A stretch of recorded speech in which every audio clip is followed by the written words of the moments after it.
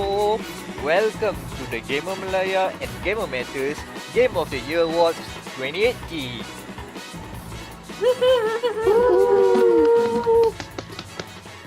Depending on...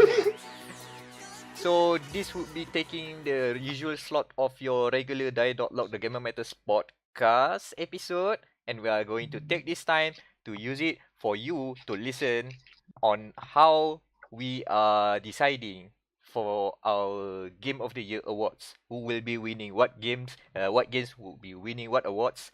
This will be the process and the deliberations going through it. So Yep, in case you want, we all know the thing the internet loves is hearing other people talk. So now you get to hear 5 assholes decide which video game is the best video game. And if by any chance you saw the list first and you are not happy with our decisions, now you can see how the thought process goes. And if you are happy with those decisions, now you can listen to us giving good points on why these certain games should win these certain awards. And to do this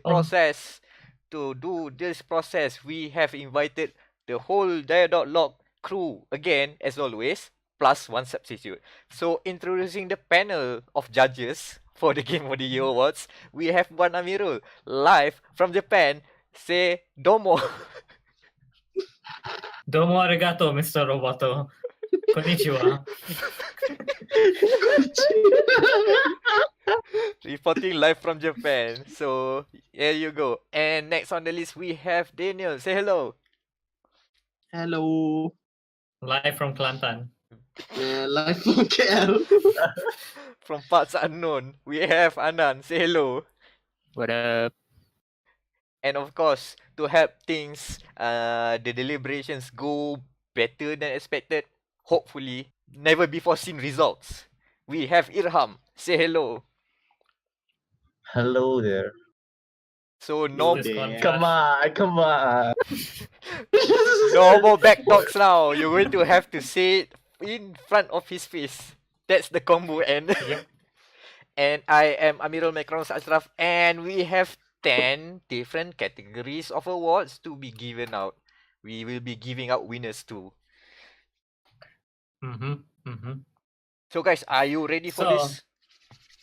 I was about to introduce the first topic. Let's go then. Okay, so our first topic. There's one thing everyone loves. It's free shit. Free shit gets away with so much things. Just look at the mobile market. However, we're not looking at mobile games this time. Instead, we're looking at actual games given away for free. They could be from Steam, Humble, Epic, Origins, or PS Plus, or they could be games that were actually released for free out of the good in people's hearts. So the nominees are Deltarune by Toby Fox, Woo. Destiny 2 by Bungie Activision Blizzard, Woo. Yakuza Kiwami, which didn't get released for free here, Simulacra Pipe Dreams, and Hacknet. Yay! Begin deliberations. Okay, who's going to start first? The most infamous one, the Hacknet. I never heard of it. You haven't heard of Hacknet, Anan. I'm sending you to the ground.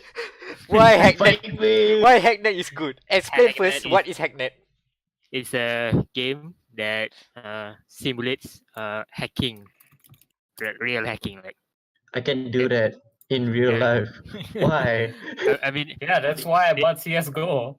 yeah, yeah, but yes, so this is not like game hacking, like hacking inboard wall hack. No, that one is FPS. This one is for like real life computer network hacking.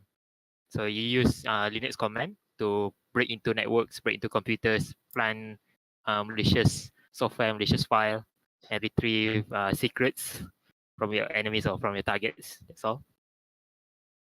I see. The interesting part about Hacknet is that just as Anan said, you literally use like Linux command. So this is like if you play this game first, yeah, the nyang nyao is on the back there. So Sorry, my cat is very horribly. Sorry. back to the topic. So basically, if That you makes two of us. the-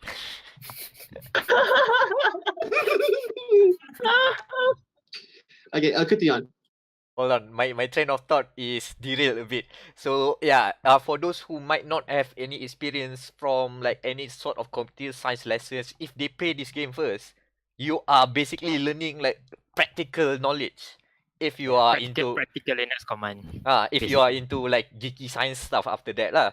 So it's using like real knowledge and simulate it into a simulated world to let you mess around and play around. And it's a cool gateway to the concept of hacking, while still have this sort of grounded realism to it.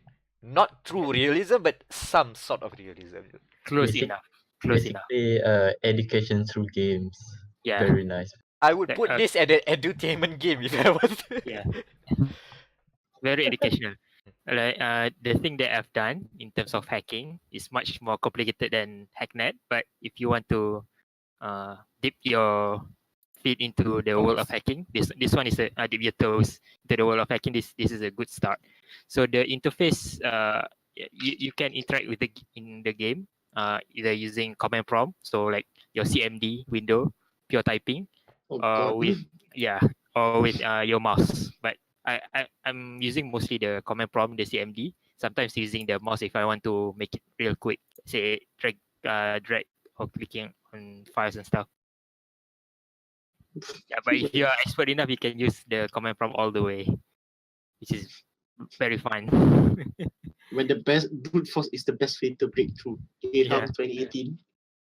And also, I haven't finished the game yet because I'm stuck in a bug. So I played on my laptop, which is using Linux. I played with Linux, and then I migrate the save file to my Windows PC. And then during a mission, it bugged up because playing from two different OS bugged it up. Oh So I need to boy. restart back. A game about hacking have a bug.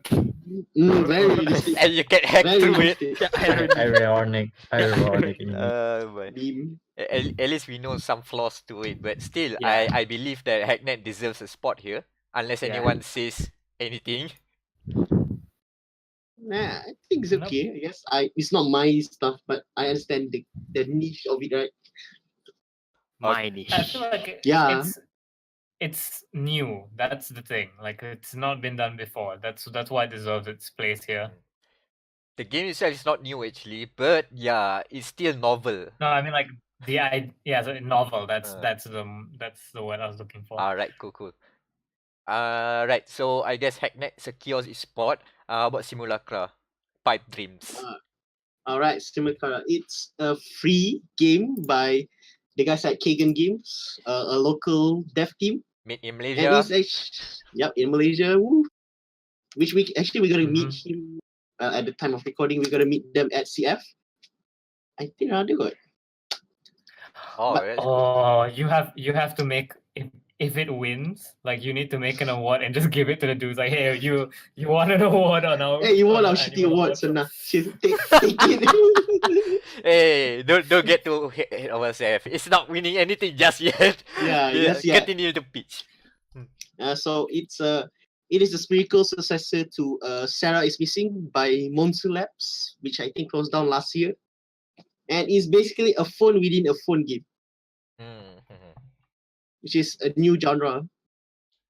Because you're Mhm. searching through people's phones, looking at pictures and all. So what makes Pipe Dreams, Simulacra Pipe Dreams stand out from other within phones games then? Well, besides it being a phone within a phone game, it's also a game within a game. A game within a game. What? What meta thing is this? Because inside the game there, you're playing a very crappy version of Flappy Bird, Oh god. which is also haunted. What? Okay. So every time you die, you will lose your health bar.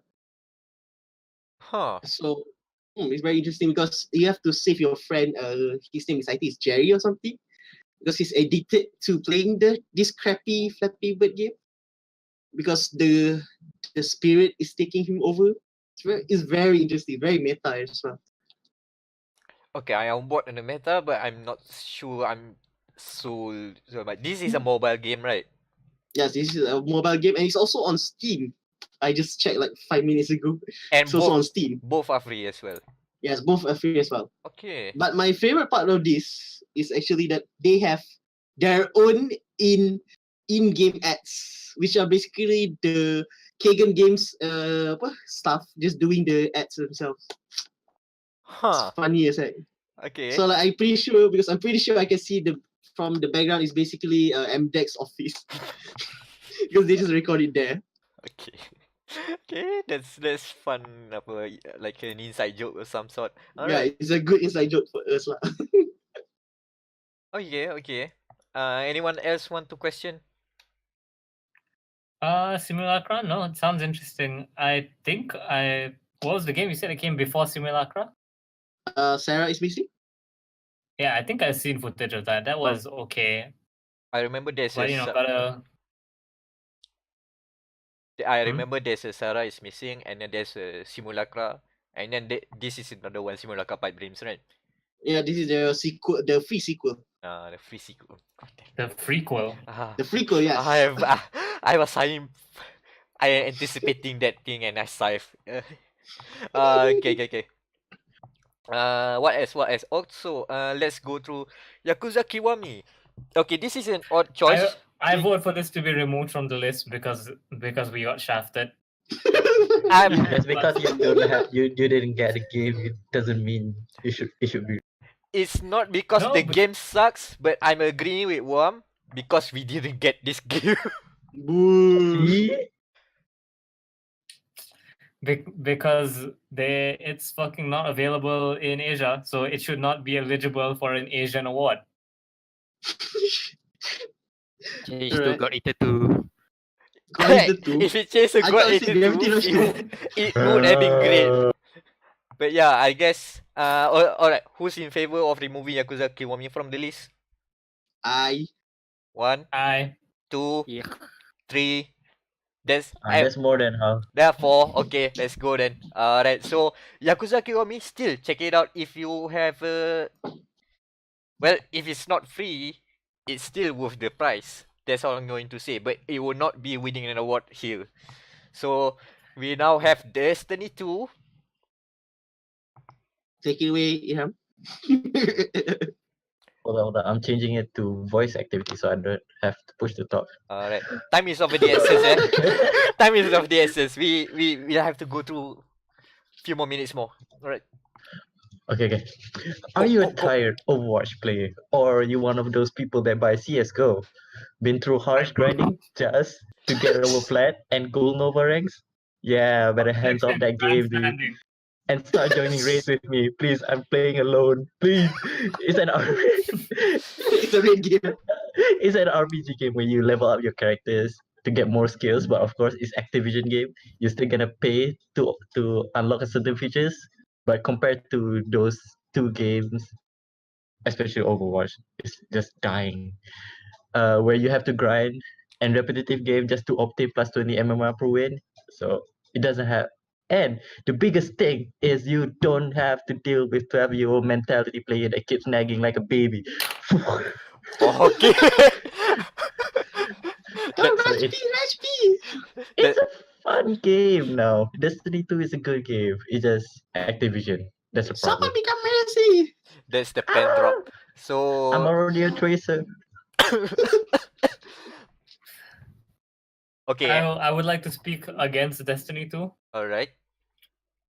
because Destiny 2 being free is a lie since you have to buy the expansions to get the content. At least you don't have to buy twice. You know, you buy the game and then you have to buy the expansion. So you buy once.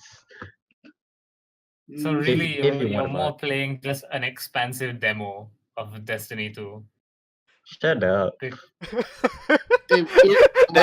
You have to understand. It's better than me having to pay 30 ringgit to get a game. 160 ringgit to get a game. Expensive demo, isn't it? Wow. In defense of the Destiny 2, For free, I think this is a good game. If I have to pay $60, 230 ringgit, this is outrageously too expensive. Rip off gear. I know, right? And, Oh. and then when you pay 200 ringgit, and then you have to pay another more money just to get Another it. $60 to his version. What? So for What the free, fuck? I'm going to say Destiny 2 is a good game. But for free, Good As, deal. as long as you got it for free, it's a good game. I can accept that argument. alright, we're keeping Destiny 2 in. Thank you. it helps. It Destiny helps 2 survive the purge. survive the snap solely by Ilham. Okay, Um, and last but not least, Deltarune. Okay, so Deltarune. Deltarune I is object. the sequel to Undertale.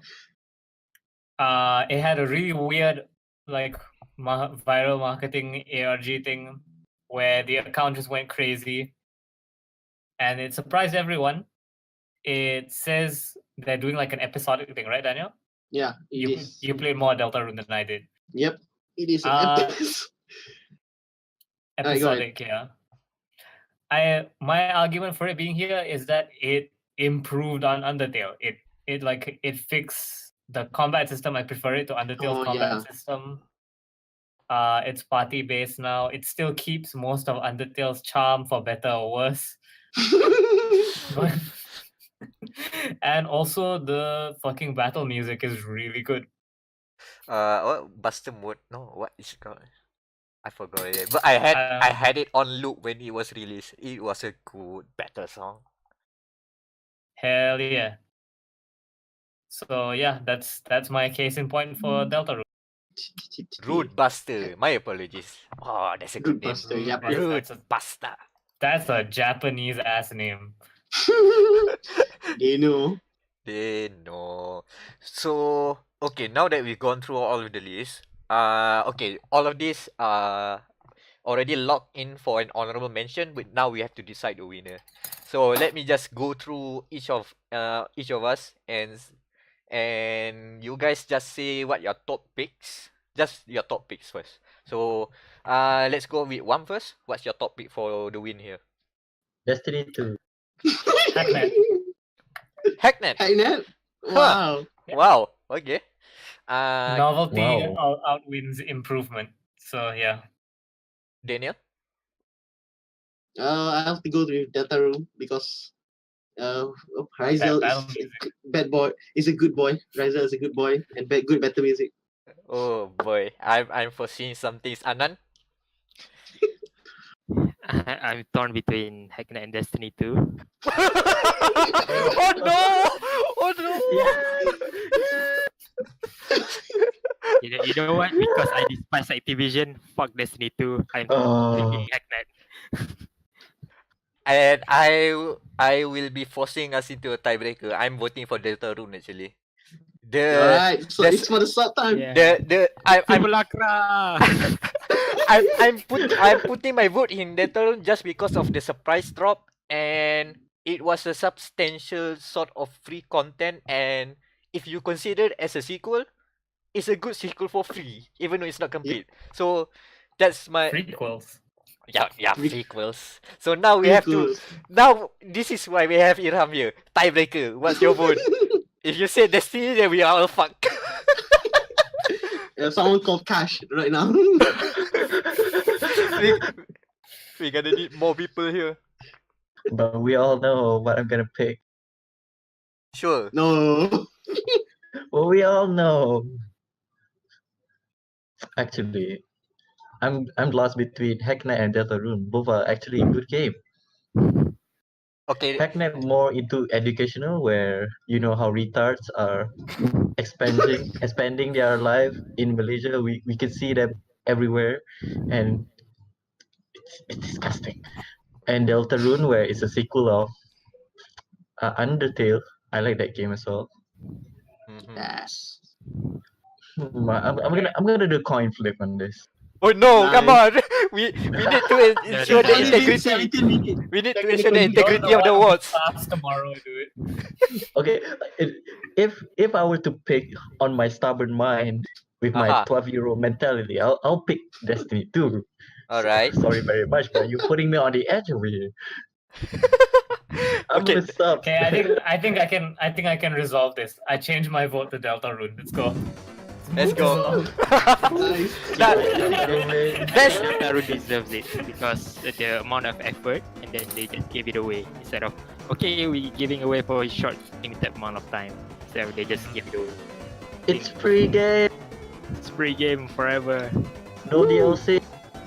if no one Yep, can yep. win Also the vote.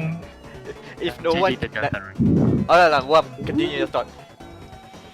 Is it because I spent all that time making my character and then they said fuck you and you don't get to make it. Ah. So Deltarune.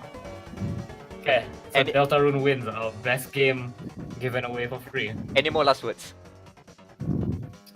Thank you, Activision, fuck Destiny, Destiny 2. for being- No, yes. Reversal.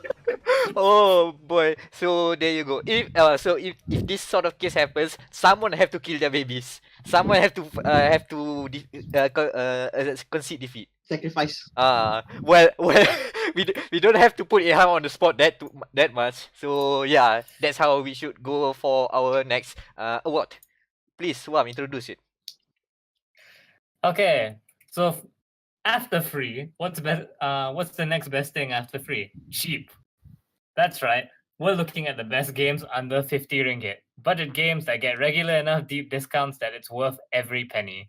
This Yes, could be bro. games that go on sale frequently, like last year's Titanfall 2, which got nominated.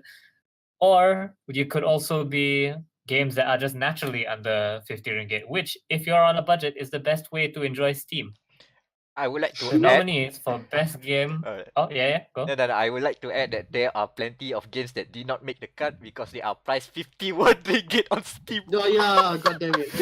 I'm so mad about that. Depending on what happened on the Steam trends for next year, you might change it to under 52, just in case. Okay, the nominees. Under 60 lah, yeah. But so the nominees are Deus Ex: Mankind Divided.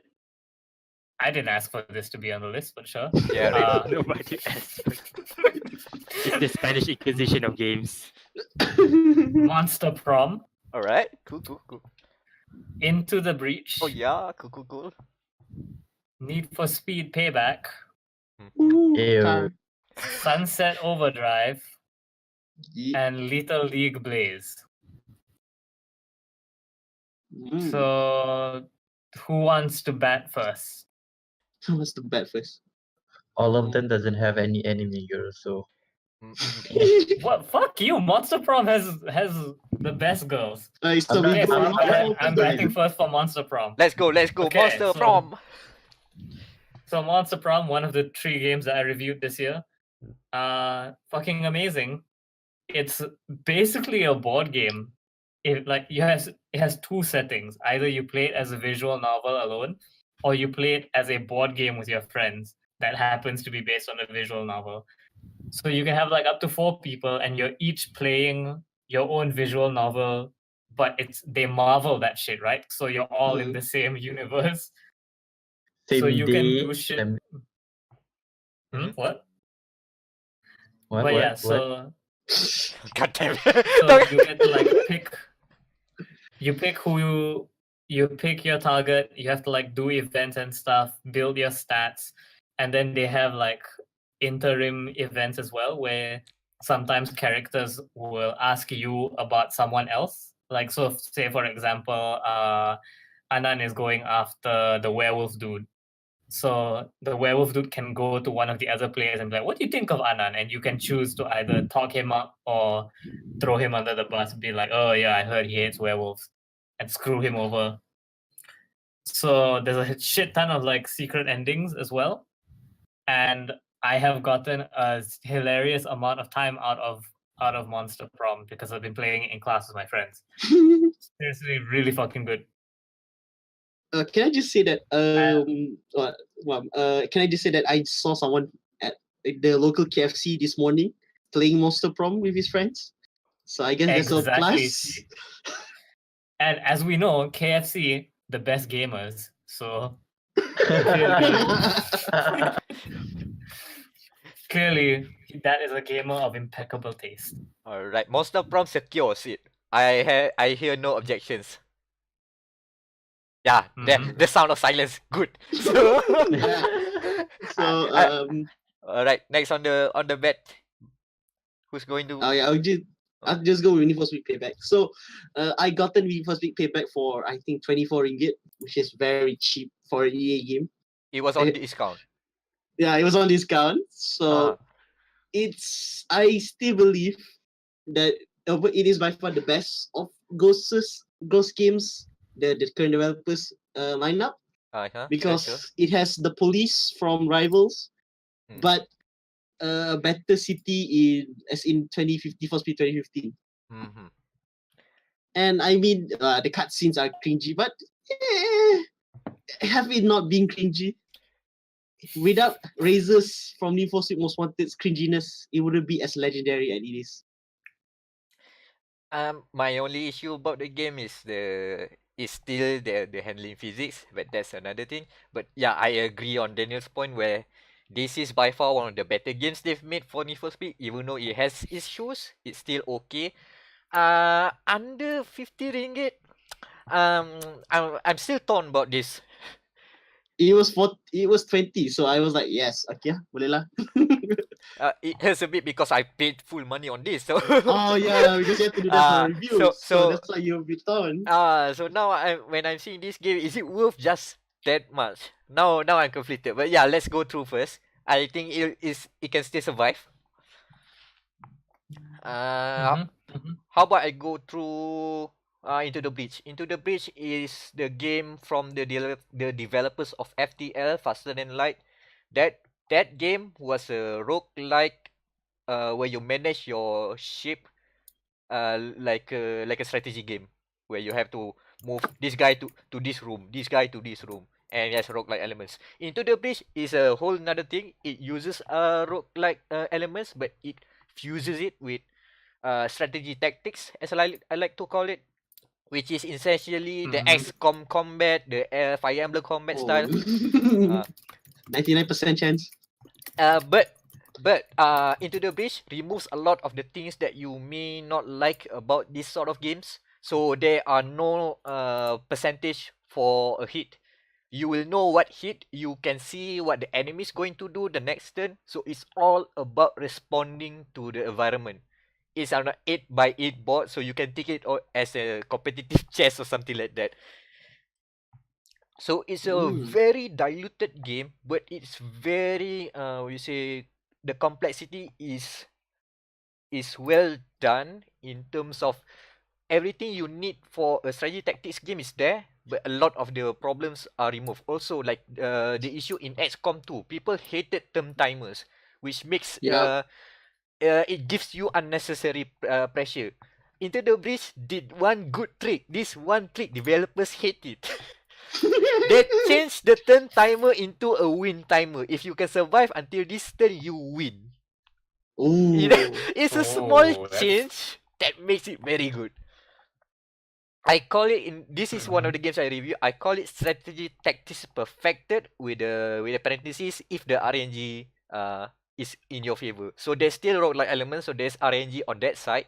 But when you are on the board, everything is on you. You know the tools you have. You can you know what the enemy is going to do. You have to react to whatever whatever is thrown on the board. So it's a testament to how good of you being a skilled tactician. So it's a great game on that, and it's less than 50 ringgit, worth up every penny. I feel I need to bring in something here. In the case of Monster Prom and Into the Breach, these are natively under 50 ringgit. It's not just because they're on sale. Yeah. Like they are naturally under 50 ringgit, and because of that, they have a replayability thing to them, because most games under 50 tend to need a replayability hook, because that's how they keep the price down. So yeah, that's just clarify the selection criteria here. All right. Who's going to bat for Sunset Overdrive? Hmm. If anyone else don't, I'll be on this lah. Yeah, I have to cover Deus Ex, so you do it. Alright. Sunset Overdrive is simple. It was an Xbox One launch game, but just recently it is on PC for 39 ringgit. And triple A video game from Insomniac Games. You can grind on stuff, you can shoot stuff. One of the weapons, it looks like a penis with balls. Trademark Insomniac humor. No, trademark Insomniac humor turned 11 and then some. So it goes there. It's fun. It's a shooter. It has the content of a AAA game for 39 ringgit. It's on Steam. That much, I think, is a good game. The only downside is the game's from like 2014 or 2015. It's an old game. 2014. It's a launch title. Yeah. it's a It's a launch launch title. title. So some things may not age as well, but hey, 39 ringgit for AAA title, launch on PC, finally. So yeah, that's you go. Bet those people that buy RTX will be crying, huh? I thought you was going to say Xbox One, guys. But anyway, Little League Blaze. I also put that on the docket. I mentioned it before.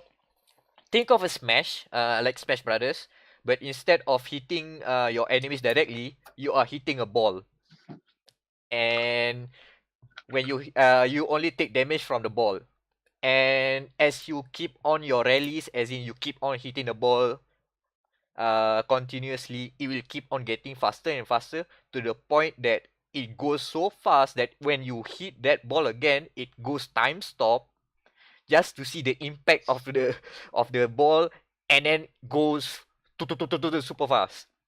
And the JoJo technique. yeah, they even go full JoJo to the point that they time stop and then the color inverted, and then the environment goes crazy. Like if you are on the leaf, suddenly the leaf goes super fast, like super crazy fast. And if it's like a open area, they sometimes suddenly a storm comes in. So it's an epic game about hitting balls. So it's a fun game. It has a lot more characters. It's a sequel to the first game, Little League, and it has Hideki. Oh no, I forgot the name. The composer of Jet Set Radio doing one of the songs. Oh. It looks like a Jet Set Radio game. There's a new character called Jet, which is a rollerblader. In case you need to rub that in more. So yeah, that's it. Little League, please. Ooh. And the last one is Deus Ex.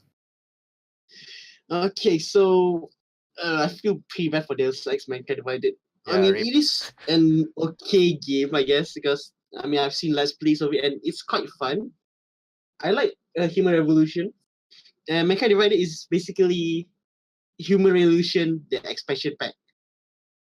And well, I mean, there's only one city, that's Prague, which is a very nice city and it's very rendered, nice texture semua. But the price, because due to the flag of the microtransactions by Square Enix and all, it's now I think like what 39 ringgit for new copy. So yeah, it's very given wasn't it free on PS Plus as well? Yeah, it was free on PS Plus last year. And we didn't put it on the other category. Oh yeah, it should have been there. You should have been in the first category. God damn it.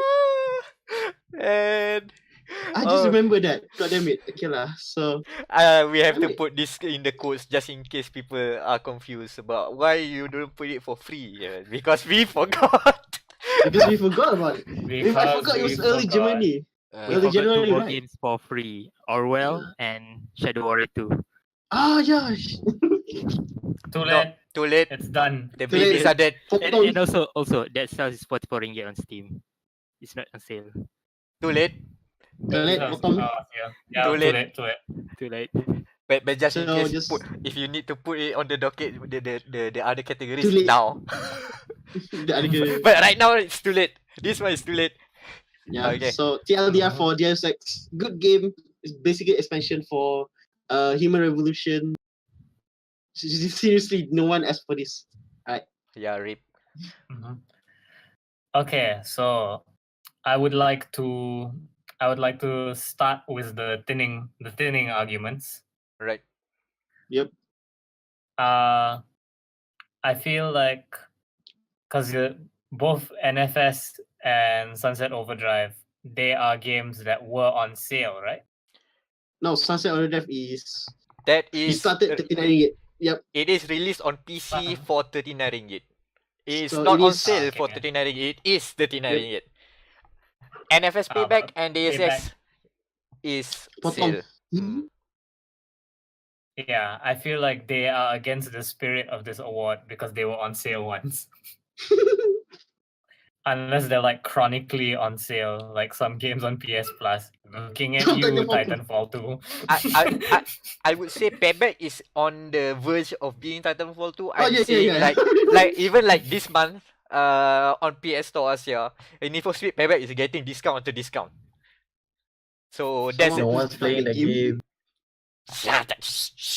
But for Deus Ex Mankind Divided, I don't see that much because of the whole PS Plus thing. So yeah, if you're going to cut on from that argument, I would suggest cutting Deus Ex. Payback can still hold Okay. on, unfortunately. Payback, like a car that's been T-boned an endless number of times, still somehow goes on. Okay, everyone is on the board, yeah, right? Yeah. Yeah. Okay, so now we vote. I vote for Monster Prom. Obviously, and I would not argue with that. I would say Into the Breach, as you would Mhm. expect. It's a tough call, because Yeah. Giant Robot Tactics game is also like something I would vote for. And competitive visual novel dating game sounds great too. I'm not going to argue about that. It's just a matter of preference. Yeah, pretty much. So Sing already saw people playing it at the KFC, so Monster Pro. Alright, cool. Okay. Anan? I didn't play any of those, so I'll be the tiebreaker if it happens. I mean, sure, just Ooh. even you guys haven't played it, just listen to the arguments. That's why we do the argument thing. Yeah, you think I played Hacknet? No.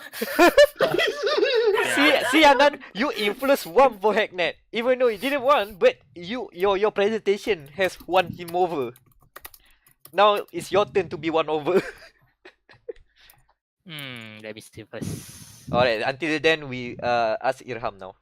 It's obvious what I'm gonna pick though. Wait, Which hold is? on. There's a lot of Destiny 2 monsters here. again. Okay. I'm on the safe side right now. I'm definitely gonna pick Monster Prom because I'm still single. It's 2018. I'm getting older and I'm still single. What the fuck? Same goes to all of you, right? Yep. So Monster Prom it is. Okay. So Anan, Okay. you have only one choice now. Hey, wait. How many is it for Monster Prom? Is it Three. 3? So 3 yeah, to 1. default lah. Yeah. Default lah. It's No, it's 3 to 1. Anan, just in case, what was your pick? Because of the uniqueness, I choose Monster Prom. Alright, that's a 4 to 1 win. Slay. Slide. That's a fair point. Very unique game. Alright, then Monster Prom it is. So congratulations, Monster Prom. You are the We gotta best learn how to game. pick up girls. You are the best game under 50 ringgit. I should buy that in the Steam sale next week. Alright. Oh yeah, Steam till next week. I'm broke Okay, already. so our next criteria, after games that are free and games that are cheap, the next best thing is games that we've already played. And thankfully, this year we got many of them, but even better. So this award is for the best remake/remaster. There, as we all know, people complained this console generation had a lot of remakes, but that's because this is the console that looks really good. So a bunch of people have really upped the remake game. It's no longer just up-resing the textures. Some games have been made entirely from scratch and had details changed about them, like Spyro, where dragons were actually given clothes, proving once and for all that Spyro is just a dirty nudist running around with his cock out. The nominees for Best Remake and PG. Remaster are Shadow of the Colossus, Spyro the Reignited Trilogy, Red Faction Guerrilla Remastered, Shenmue 1 and 2, and Katamari Damacy Reroll. So we shall begin with the deliberations. I'm glad that a Dark Souls game has made it onto this list. Second year in a row. Second year in a Spyro Reignited Trilogy should be an easy pick because it's the same thing that we saw like last year with the Dark Souls game that is Crash Dark Souls game. Insane Trilogy. They did the same thing again, which is they remake the whole game, the whole 3 games, the trilogy, and they are basically reverse engineering the whole thing. But from the reports and the reviews, it plays like what it used to be, for better or worse. Some people think it's worse because it feels hard like Dark Souls. To those guys, screw you. You don't see Spyro in black and white like I did. They added color this time. They added color in all regions. I can finally know what color he is. It's purple. And it's nude. Okay, but yeah, basically it's one of those faithful remakes, and I don't see anything wrong with it. So yeah, I am still looking forward to actually get my real hands on it because I need to repay my sins. Again, another callback. Because in Spyro 3, I only found bootleg copies that keep on breaking apart, and to the point that it goes so meta. There's one text saying that, hey, you are playing a pirated copy of the game. Please support the developers. Man, that hurts, and that's why I stopped pirating games. Yikes. Spyro made you stop pirating games. well, not really, but I Game no, reviews, pirating games. Nice. because after that I still do. But when when I stop pirating games, I'm always gonna call back to that moment. That moment teach me to not pirate games. Thank you, Insomniac. That was a good lesson. But still, it scared the hell out of me. Alright, that's Spyro. I'm gonna make the case for Shadow of the Colossus then. A lot of the same arguments as Spyro, where they remade the game from scratch. But here's the thing, right? A huge problem with playing remasters is that, like, for example, DMC3. People remember DMC3 being one way, and then you go back and play DMC3, and you're like, holy shit, these graphics, even with HD textures, have not aged well. Like, it's very, very obvious that this is a PS2 era game. But by doing what they did with Shadow of the Colossus, the game now looks how you remember it looks. Because everyone's like, oh, I remember it being this super atmospheric game. But, you know, PS2 did not have that much rendering power. So if you went back and played it now, you'd be like, okay, this is not nearly as atmospheric as I thought it was.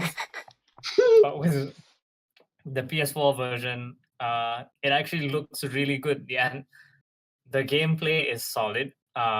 You know, for those of you who have not heard of Shadow Colossus, it's essentially a boss rush platformer puzzle with some of the coolest enemy design ever, because you know what each Colossus does. You have to climb up on it, get its weak point.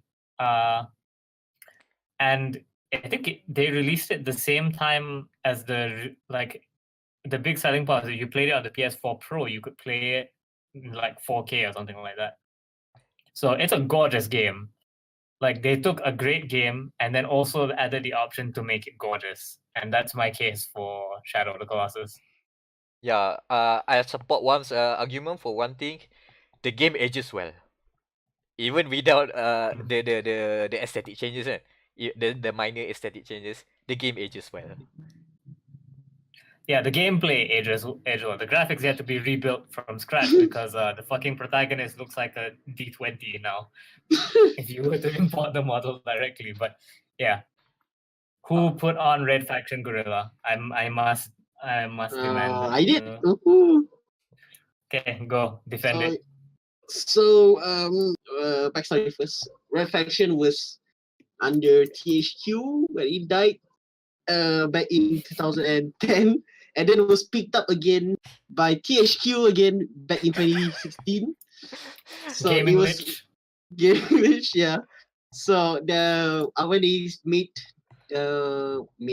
when they bought the property, the IP for it, they announced a remaster which came out early this year for those who have bought the original game, like I did. So basically, a free game for me. Yay! And it's just basically you are a man You're actually Matthew Mercer doing what he could do as well, just destroy shit as usual. Knowing his Mhm. reputation, yeah, pretty much. Mm-hmm. And it's just basically a Saints Row game on space, but without the Saints Row humor. It would hurt hardcore Red Faction fans, but thankfully this is the first time the Red Faction goes open world. For Yeah, saying that. pretty much the first time. Because Red Faction predates Sensro, but you know what I mean. Yep. Yeah. I mean, what's one of their the security companies is basically the same corporation as in Saints Row. So Mm. this is basically Space Saints Row. By the way, it's Space very good. Row. Space Row. Okay, we are But drinking without too much hardcore Red Faction fans now. Please stop. But yeah, what the biggest point from this is it's free for those who own it. Yep. Or own the I PC did. version at least. Yeah, I did too. So it was surprising. Red Faction Remastered Edition on my Steam list. Okay, cool. Oh no, I have to download 16 gig. Okay lah, never mind lah. Okay. Next on the list, Oh, okay. Shenmue. So you remember there was this one game you haven't played before, but you heard the stories and the suspicious like nature of its disappearance across two dead consoles, and now suddenly their creator said, "Why not we just release it on PC, PS4, Xbox One for no reason?" That is Shenmue 1 and 2, a remaster of a 20-year-old game for the current gen consoles and PC. Mhm, If mhm. if Shadow of Colossus is a good, what's it called? What do you say? It's a good remake, right? This one is the slightly the opposite of it, because yeah, they updated the controls and all, but the graphics are the same. The audio sounds muddled, Oh and no. yeah, this is not a good. This is not good for them, Papi. I have to say. And well, they there was like I had this problem with my copy that it tends to overheat my PC for some reason. For a 20-year-old game that's not good, I'm Your pretty PC sure. sucks. It's not. It has a GT 1030. God damn it, man. It's okay lah. But Wait, GT 1030 got hit up. yeah, Mhm. that's why that's the one. That's the best part. This game's only running at 2 gigs of RAM. In my 10 gigabytes of RAM power. So this is interesting enough. But I think you're already fixing in the patch. But still, that's weird. So are you making an agreement to cut this from the list then? Yes. But to those who have played this originally and you wanna just like a refresher before Shenmue 3, it's not gonna be good. Yeah, go ahead.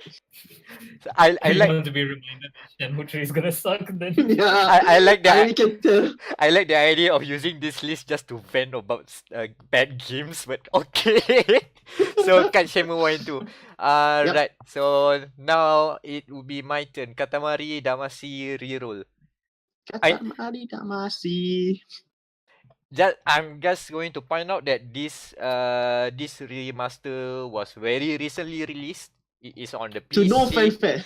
PC and Switch, yeah, to no fanfare. And yeah, I admit that also on GamerMatters.com we haven't covered it anyway. So we're going to fix that. And also, if you are listening to this, you know why it is already on the list. But anyway, for those who do not know, Katamari Damacy is a simple game about rolling stuff up into into bigger balls and into bigger balls and into bigger balls. It's as Real flex, but it, okay. millennials. It is an eccentric game just from the premise alone. So your dad, the prince, the king of all cosmos, did an oopsie whoopsie and destroyed all of the planets. And now you, as the one of the prince, have to create more planets. And to make those planets, you roll up a katamari, which is basically just a ball, but then you can stick weird objects into the ball to make it grow. Some of the levels you grow from like you roll tiny ants into rolling people into rolling buildings. It scales up very crazy. Yeah. But Oh, God, but this is my good. as a remaster, it does nothing too new. But the remaster does one good thing, which is reminding us that Katamari Damacy is an interesting game that you should check out. Hey, remember this game? It's That called Katamari Damacy. uh, It's for the PS2. Now it's on PC. na na na na Ooh. na na na na na. Da, That's da, da, da, da, Katamari da, da. Damacy. That's all my argument. That's it. Also, Space Dad is amazing. Yeah. Okay, so now for our picks. Okay. Well, obviously my vote's going for Shadow of the Colossus. I am gripping onto that like it's a giant lemur covered in rocks. All right. I'll go for Spyro Huh. because I love looking at people getting mad at the why you haven't changed this and this and this. Tank controls, man. Don't- It's part of the game, man. Right. Nasty dog. Hold on. Iram? No response. He's too busy playing Destiny. Okay. I'll go with Spyro, to be honest. It's a fun looking game, colorful, good for children who want to embrace more. Good for old men that want to be young. Yeah. Okay. Anan, have you made a decision? Spyro. Oh, Well- it's another line strike. Now that Spyro wins it, I can say that my vote was actually Shadow of the Colossus. But then, Jebaited. No, not really. No, not really because of Spyro is bad or anything. But I respect that Shadow of the Colossus did. One is that as I said before, as I added to Wam's argument, it holds up well, and it's one of the cool experience that you should try because it's nothing out there like it. But if you are into Spyro, it is basically the Mario 64 for PlayStation. Give it a try. It's cool. Just don't complain that it's hard like Dark Yeah. Souls. In the end, I'm glad because of Dark Souls Game 1. Yes. Funny enough, Dark Souls Remastered was not added to this list because I didn't play it. So Yeah, didn't play it, so nope. I still play Okay, Spyro so in my next. heart. Alright, go. Yeah. Next category. After games we've already played is obviously the games we didn't play. Thanks to the internet, many of us can vicariously play a game even though we're too broke to actually pick it up. This of course applies mostly to games on a Nintendo Switch because neither of this panel have one. Woo! Thus, we have the fourth award. Yeah, obligatory Reggie. We have the fourth category for our awards show, the Anan Award for best game we didn't play. The game we love best from afar and are pining to play. And the nominees are Assassin's Creed Odyssey, You see. Fist of the North Star, Lost Paradise, Yakuza 6, Song of Life, Octopath Traveler, and Celeste. We begin deliberations. Who the fuck put Assassin's Creed Odyssey on the list? Same. I know, right? Oh, nobody was it. Okay, I'll just remove it then. It was me. I thought we want to talk about Assassin's Creed. Hold on. I was going to say about Anan. Tengok Anan pula. Anan is already. I'm putting this on because remember back on the E3 episode, Anan was hyped about Assassin's Creed. So I was considered, maybe Anan, did you caught on with Assassin's Creed Odyssey or it Nope. does do nothing? Okay, so no, it is. So sorry, Assassin's Creed, you are not on our list. That And the other two games is just me brainstorming what are the games that I didn't play. Oh, I didn't play a lot of the Yakuza games. So just to say this short, Fist of the North Star, Lost Paradise, and Yakuza 6 Song of Life are basically the same games and not the same games. Games developed by the Ria Gogotoku studio, i.e. the developers of Yakuza. the Yakuza team. The Yakuza team. Yakuza 6 is the end of our favorite Uncle Kaz. I forgot his What's that? full name now. Kazuma Kiryu. So that's the end of his arc, and there's a new engine. It looks good. It plays crazy. There's like a Clash of Clans mini game sort of. So that's a cool thing. And Feast of the North Star is basically a Feast of the North Star game. No. It's a It's Yakuza anime game. Yakuza. It's Anime Yakuza. Anime Yakuza game. With the Feast of the North Star skin. Omaiwa Mo Shinryu game. Also pretty cool. So that's all I'm going to say. You guys talk about Octopath Traveler and Celeste.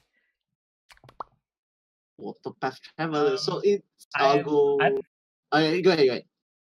Yeah, I have a friend who played Octopath Traveler. He said, here's the thing, Octopath Traveler is a good RPG, but it feels like it accidentally released out of order because its only disservice is that it was released after Bravely Default. And Bravely Default is a vastly superior game to Octopath Traveler. Because Bravely Default is like very, very open with what you can do with the game, whereas Octopath is more restrictive. You can't adjust things like encounter rates and turn off XP gain. So yeah, it's an in between like Final Fantasy and Bravely Default. So that's my points on Octopath Traveler. Celeste then? Anyone wants to step So up? I'll go. So Celeste is basically what I'm seeing is basically a platforming game, which is they say is one of the best, and it did won the Game Awards Best Indie Game of the Year. It won a lot of shit. Yeah, it won a lot of shit, basically. I mean, what I've seen from like YouTubers and all, it's a good game actually. It's very interesting. I mean, there is a video game plus mode as well, so interesting. So it's definitely made for speed runs as well. So I guess it is a good game because I'm not a fan of platformers, by the way, so I cannot say anything about it. So and that is my argument for Celeste. Okay, here's the thing about let me just add on to Celeste for a bit. As if you listen to dia.log before, I've mentioned it that the platforming stuff is more akin to Super Meat Boy, which is a very tough platformer. So you need to be on your game to get good. So it's it's a good thing nobody compares it to Dark Souls because it's a lot of jumping. But it is thematically fitting because the whole concept is that the girl Madeline wants to conquer Celeste, as in the mountain Celeste. So she's on her journey going up there while battling her inner demons, both literally and figuratively. There's a thematic theme about facing depression, which they handle it pretty well, which is why Game Awards awarded them for the games for impacting.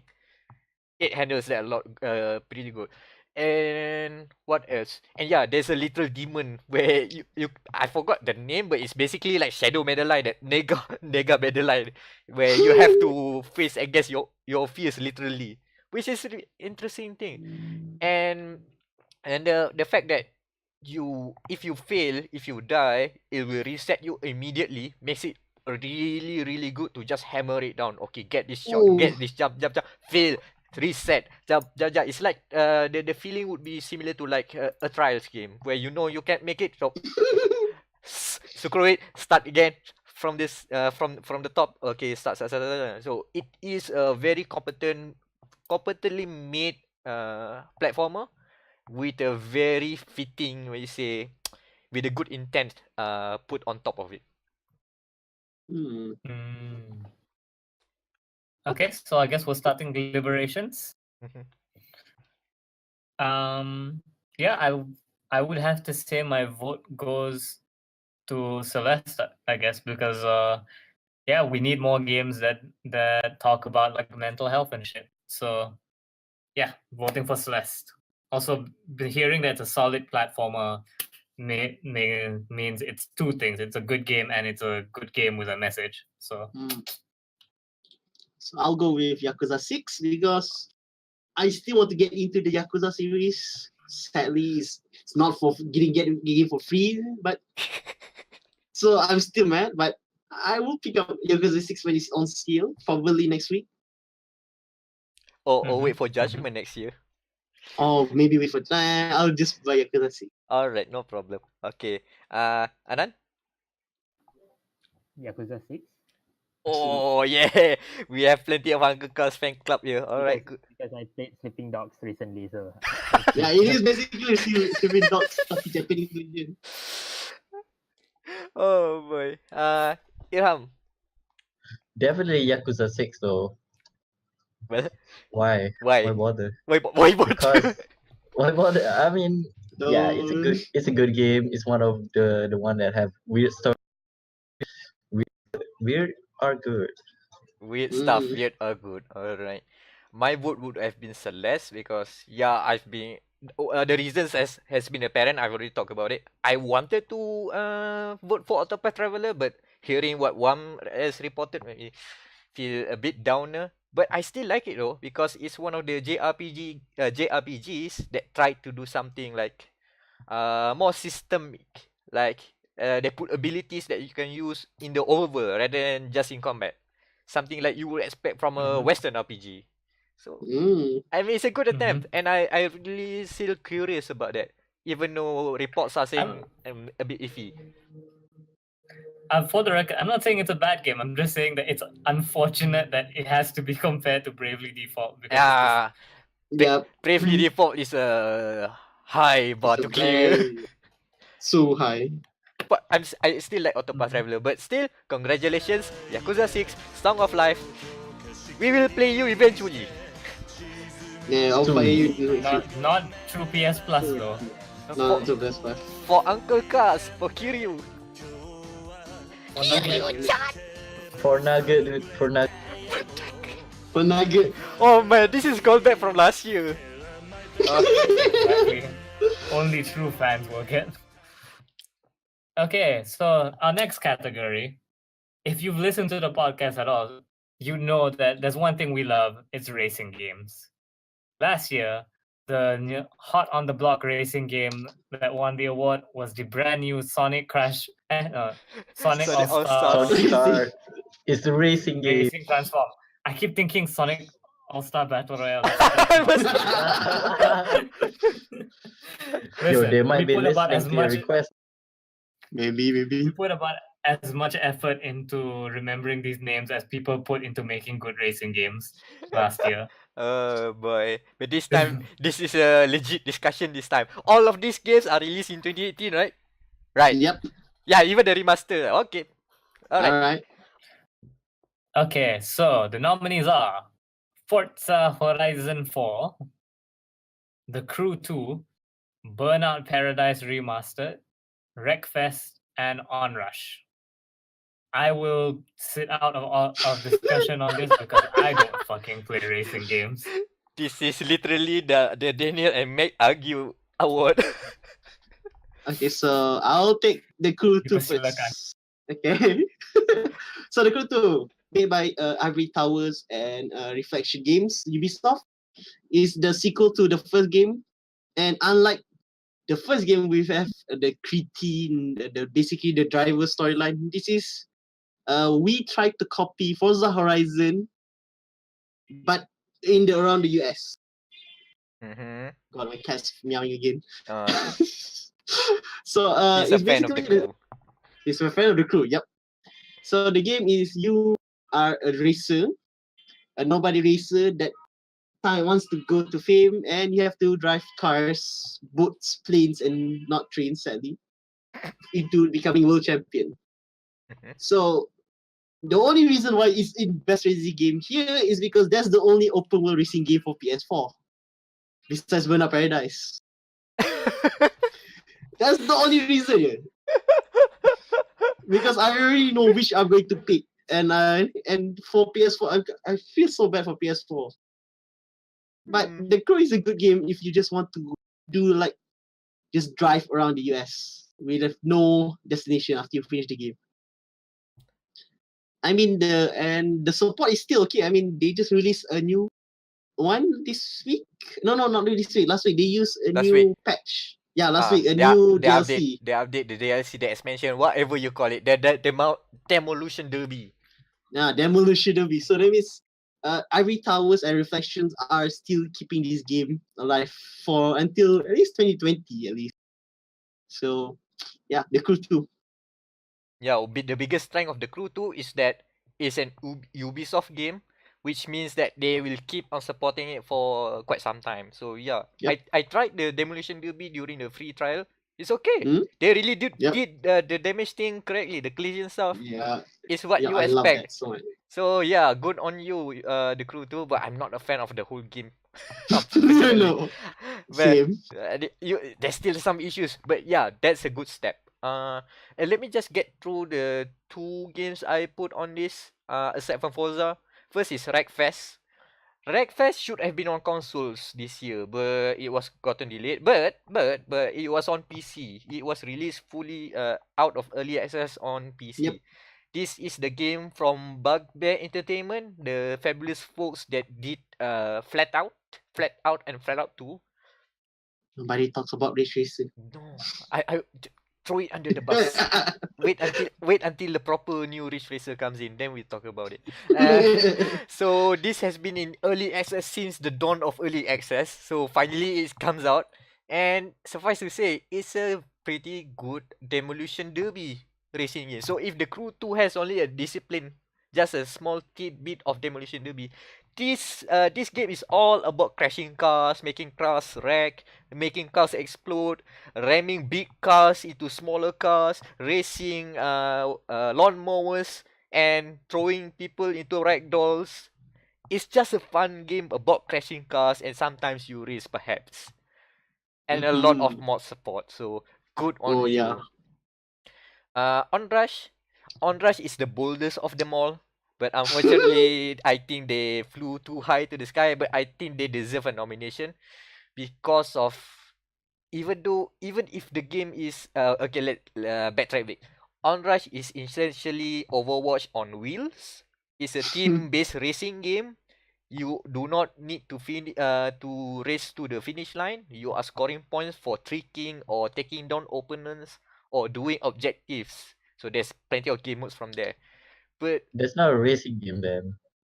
it's still Not a race, exactly. but there's Yeah. still elements of racing. Like one of the game modes is you chase a checkpoint gates. Checkpoint. Yeah. So basically, you can play it as a racing game from there. It's still a racing game, but it just doesn't have a finish line. Yeah, it's a bold move. It's a bold move, and even bolder move, they haven't released it in Asia. Because the studio is now like in limbo. I mean, even on PC, they don't. It's only on consoles. So for us Asia players, we are essentially screwed. But I got to play on. When they put it on beta, I literally made a UK account just to play the beta. It was good. One thing I would like to say, performance is great. It can run 60 FPS on the base PS4, and the photo mode is one of the best photo modes in a racing game because you can hear small lo-fi music while you're taking pictures. Ooh. That's one of the best things a photo mode should have. Music! I do not want to be lonely during my time taking or posing for shots. Looking at you, Drive Club. Yeah, Rip Drive Club, Rip Onrush. It was a good game. Okay. What else? Burnout Paradise. So Burnout Paradise is interesting because it's a game released in 2008 and 2008. so 10 years ago. Yeah, 10 years ago. It is the first EA game to be remastered. It opened the And floodgates. Yeah, they opened the floodgates because next year we're going to get Command and Conquer Remastered. So that's interesting. So it's the same burnout experience. You know, you crash cars, take down cars, road rage, crash into traffic as usual. But now in 60 frames, all the DLC, and you can play online. I think, yeah, you can still play online. Yep, online. So it's by far in terms of remasters for EA term, it's very cheap. It's like what, $30 ke 15? I forgot, but it's one of the games that right now also regularly discounted. Yeah, sorry, discount. I'm just waiting it go down to 15 as last time so that I can pick it up. Alright. So the choices. So the last one. Yeah. You know the one. Yeah. Forza Horizon 4. So is it me or you want to talk about it? You played it, right? I haven't downloaded it, so jalan. Alright. So essentially, if you are looking for an open world racing game, Forza Horizon 4 it is. It's Because basically the king, yeah. it's not just because it is the king. It is basically this is the game that managed to bring all of the ideas from the crew, from Need for Speed, and into one solid package. Year over year, I like to say, which is interesting times. Okay, so this is a new map. It's on. Hold on. This is a new map. It's in Britain. Some sort Yes. form of Britain, which includes part of Scotland. There's a city of Edinburgh. I hope I pronounced it boo. correctly. Edinburgh. The cool thing is that they have seasons right now, and if you because this is they try to do some sort of the live game as a service thing where each week the season rotates. So there will be like 1 week is spring, 1 week would be autumn, 1 week will be winter, and when it's winter, the map not just literally change, not just change the weather stuff, putting on snow, but it also change the area that you can go through. Lakes are frozen, so you can race on lakes. Yep. It's the future of gaming. Yep, pretty much. Pretty much. Weather, realistic weather. It's also one of the last remaining games that still remembers to have fun with the car selection. Oh You- yes. Oh, You- car mods, yeah. You can drive a McLaren Senna, one of the coolest cars that you can see running out there. Or you can tune a freaking Peel P50, the smallest car in the world. It doesn't have any horsepower. It is 3-wheel, and you can literally just fit one person in there, and you can race that too. And you can tune it up too, change it into a moto engine. Like a motorcycle engine, just for funsies. Love this game so much. You can have a Ferrari F12, one of the coolest looking Ferraris with a long front end. And you can also race as a super transit van, which is a van with a very big engine in the back. And yeah, the tuning aspect is also one of the strongest things in Forza, which is weird. While the Crew 2 and Need for Speed goes into the loot stuff, Forza does like what you expect from a Gran Turismo game. But So better. yeah. What else? I think that's all to say lah. Forza Horizon 4 is basically, if you're looking for an open world racer, you can't go wrong with that. Also, you can put a horn, Windows XP The horn. Windows XP. And lastly, there's a series of story events that basically pays homage to many other racing games, which makes you question how the legality of it. But I'm glad that they tried, which is pretty awesome. So yeah, deliberations. Nah, I think we know what's the answer for this one. Yeah, Forza. Forza Horizon 4. Okay, please someone say Forza. I have, yeah, Forza. I was gonna Alright. say, like, just for the Windows XP horn and the 3-wheel car, that's If Need for Speed consider putting a Peel P50, it is going to be high on the list if it comes out next year lah, the new Need for Speed. And also, I would like to say that Burnout Paradise Remastered, despite a 10-year-old game, it is still able to contend with the rest of these guys. Which is saying something with the state of racing games. Pretty bad. I'm just going to say that. So We yeah, are dying. Yeah, pretty much. pretty much like cars. So just in case, Irham and Anan, do you guys agree with Forza? I'm in for the Forza due to the fact that you can customize your car. That's about my dream thing about having gameplay racing games. Oh yeah. Remember Need for Speed Underground? Yeah, that was the good. Oh god. That And was yeah. the good stuff because I can mod my cars. That's about it. And Irham, good news, you can put Weebu stuff on the car. Yeah, you can put wheat liveries on it. wait till I get a better laptop or more than Baru better. after this, I'm going to download the demo just to try out. Alright. I play great and I'm still stuck between dropping between 50 to 60 frames and it's disgusting. Oh On no. great. You weed trash. Alright then. Should we call it then? Okay. Yes. Yeah. Okay. So it looks like your best racing game for 2018 is a game that actually came out in 2018, Forza Horizon 4. Yeah, grazie ragazzi, Forza no. Forza Horizon. Grazie ragazzi, grande lavoro, grande. Grande macchina, grande macchina. Grande Frappuccino. Terima kasih no. See, Microsoft still puts out good games. Well, one, Out of Yeah. 5. but still, congrats. So yeah, it's been a while. Let's take a break, shall we? Yep. And now, Yep. a word from our sponsors. Hello. If you're enjoying this, thank you for listening to the GM Awards, or the Genies, as they're also known. Now, assuming you are a neurotypical person, you may be wondering, what does schizophrenia feel like? What does it feel like to have many voices in your head, usually screaming over each other, talking incoherently, and sometimes not even finishing complete thoughts? That may not be what schizophrenia feels like, but that's certainly what dia.log, the Gamer Matters podcast, feels like. You can take us on your drive to work, in class when you're trying to drown out the sound of your annoying teacher trying to get you to memorize a chapter before an exam, but exams are pointless because all they do is give a fancy number for universities to show to justify them raising the fees every year, despite the fact the 24-hour room isn't actually 24 hours anymore, and the only good place to study closes at 6 p.m. before you can actually use it. Listen to dia.log for all sorts of things like news coverage, waifu coverage, talks about how waifus aren't covered coverage.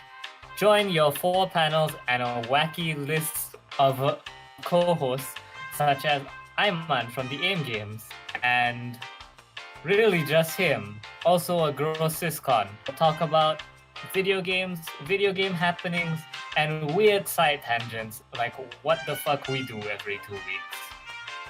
Dia.log is 100% Malaysian. Support your local podcasting industries because God knows Malaysians won't. Because Malaysians, surprisingly enough, don't listen to podcasts all that much. Dia.log. What else were you going to do with your free time? If everyone's And back, that's say, that. So yeah. if everyone's back, say yeet. Yeet. Yeah. Okay, season heating. So there we go. We are back from our break. So this is currently our Gamer Malaya and Gamer Matters Game of the Year Awards 2018 deliberations, aka the Jimmies. Apparently we forgot to say Jimmies in the first half of the recording, but now you know. Yep. Don't get your jimmies rustled because it's the jimmies. Mm-hmm. So, you Okay. know, video games are pretty great. You know what else is great? Jacking off. Therefore, what better thing to do than jack off our own egos? If you're a listener to dia.log, the Gamer Matters podcast, and if you're not, why aren't you? You should get on that shit like immediately. You'll know that we fucking love crazy thumbnails. And we also love waifus. Combine the two together, you get our next category, Best Waifu Mascot to grace the dia.log thumbnail. This, of course, isn't just limited to pre-existing waifus. They could be waifus we created especially for the thumbnail. Yeah. Now the nominees. Nominees are Jack the Ripper from Fate Apocrypha and Fate Grand Order. The butt chick from Gundam. I can't Diver Nami, that's the kid name. It actually came out recently. So Nasi Lemak from Food Fantasy. An orc in a maid outfit. And the waifu that isn't even out yet, Hang Tuah Nico from Dead or Alive 6. So we begin deliberations. I would like to add in Uh, that I will be abstain from the nominations and deliberations because of I have a hand in making these thumbnails, so I would like to impart no conflict of interest into the awards to maintain the integrity. Oh, sounds so professional. So yeah, please, guys, please do. Okay. Who loves lolly? Raise your hands up. Woo! Our webcams We can are catch off, him. dipshit. We can throw Daniel to the jail now. Alright, nice. So I'll go with Jack the Ripper, which is actually it's actually a throwaway meme that we said during one of the God of War episode. Yep. I can't even And- remember the context in which we said it. Yeah, but- same. Yeah, but yeah, she, by the way, she is from Fate Apothecary Grade /Grand Order, and she's one of the villains because she is the killer of the real Jack the Ripper. Mhm, And mhm. for some reason, we almost brought her to VAX this year as well. Too bad. Yep. Okay, I guess I have to do the Gundam one. Yeet. So basically, if in the 80s, the first Gundam model kit was produced, it was single color, it wasn't very flexible, and let's be real, it kind of looked like ass. Required a lot of customization to look decent. Now, in the good year of our Lord 2018, we Gundam technology has improved that we have a model kit called the Diver Nami that not only looks like a girl but has an actual butt. Like on the thigh pieces, it has the line where butt meets thigh. And as a semi-technology podcast, we can't let that go unspoken. I don't even remember what episode this came from, but yeah, we talked about it. And It was yeah, episode that's why 10. she's on this list. Episode 10. Episode 10. The one with the Pornhub link on there. Despacito as a Ah, service. Yes. The Pornhub link. And a literal Richard Hammond on the Oh yeah, Hammond on the beach ball. Yeah. Because I was complaining about Honkai Impact. God, I haven't played Honkai Impact forever. The next one, it's from the same episode actually. Nasi Lemak. Yeet. It is right. It's from the same episode. the next one, I guess. Yeah, next Either the one. next one or episode 12. 12. Ah. So Nasi Lemak, character in Food Fantasy, a food-based gacha game, is great for several reasons. One is that she essentially looks like Malay Niko Yazawa. Boy. So, second is that she's yandere as fuck if you read her profile. And Boy. three, the game unilaterally declares that Nasi Lemak comes from Malaysia, not Indonesia. Suck that Singapore. Suck that Malaysia. Exactly. And then, I guess I'm reading all of these then. Orc in a Mado dress from episode 2. I remember that one. Is the greatest joke that no one heard because we lost the recording. Goddamn. This is episode 2. I think. It was episode 2. I remember it was episode 2 because I referenced that thumbnail so much. Basically, I don't even remember how it started, but we talked about maid cafes and we talked about 40k. It was the birth of 40k Corner. And so Meg made a Space Marine and an Orc in a maid dress. So, and the last one. Yeah, go. I like to point out that the hilarity of the thumbnail was, I think it was out of whim. It was never planned to do so, but apparently it just caught on. It was something that the whole podcast is centered on right now as a means of viral marketing or some such. Yep. Which actually brings us to our next nominee, which is Hang Tuah Nico. As you know, Nico is the science megane from Dead or Alive 6 who practices silat. I think the trailer now actually calls her a penchat silat or something like that. And so she does have a certain pedigree because she made us Reddit famous for like 5 minutes. For 5 minutes. Because Meg photoshopped her into that carving of Hang Tuah that says takkan Melayu hilang di dunia ini, and it spread around r/Malaysia. So hell yeah, I- Hang Tuah Nico. I like to ask, is it one of us who posted it on Reddit? Not that I'm aware of. Nope, not us. I recognize that the picture is from one of my tweets where it's basically a teaser, the one that is basically just I am screenshotting from my smartphone over my Photoshop thing that I was working on. Yes. So which is very interesting. Someone saw that tweet and posted to Reddit. To whoever you are, Thanks. I'm basically saluting. I forgot this is an audio podcast as well. I'm saluting you right now. Salute emoji. Woo. Domo arigato. Okay, so that's the nominees. I would vote to bump off. Like if I had to bump off one, I would say I think the Gundam chick can go. Like she can win awards on her own with that butt.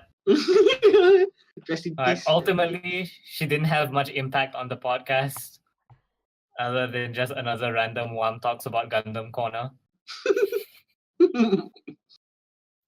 Anything else? Anyone else want? Nah. Time for the choices. Okay. So time for the votes. Removed. So We you- have 2 gacha waifus. I just realized Reload. they're both lollies. Yeah. God damn. Yeah, I forgot to mention nasi lemak's a lolly. Nico. Mhm.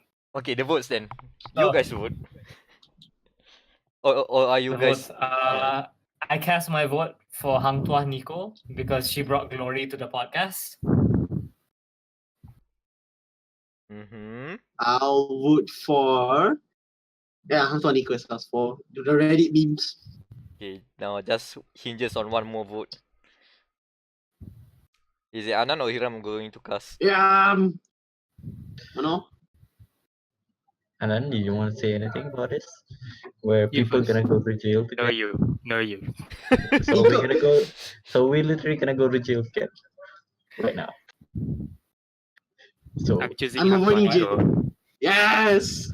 Yup. Okay, Oh. cool. Chill. Nico. We don't. Takkan Nico hilang di dunia. Hang Bei hidup The kembali. significance. Okay. Before I have to make a decision. Oh, I gotta please, see please. the face of Hang Tuah Nico, please. Put it up. You Who had- haven't who- seen now Lord and Savior Anthony. Our meme savior. I use too much memes. I memes on. Hold on. I Oh. shit post a lot, and the thing went by real. Someone please show it to him. Hold on. It's a Mhm. long. I need to find. So basically, it's still confirmed that Hang Tuah Nico wins the best waifu mascot to grace dia.log thumbnail. Yep. Yep. A good show was had by all, but takkan Nico hilang di dunia ini. Takkan Nico So- hilang di dunia. That is basically our one side award of the show. Just to let you guys know. So, Mhm. So the next category. Nowadays, many people like to compare graphics in video games. In fact, graphics are the best they've ever been in video games. Some stuff like Kingdom Hearts 3 has shown that we can get real-time rendering to look exactly like movies like Toy Story, whereas video games like Detroit have shown that we can semi decently replicate things like facial expression. However, none of that matters if your game is shit. But what does matter is aesthetic. Woo.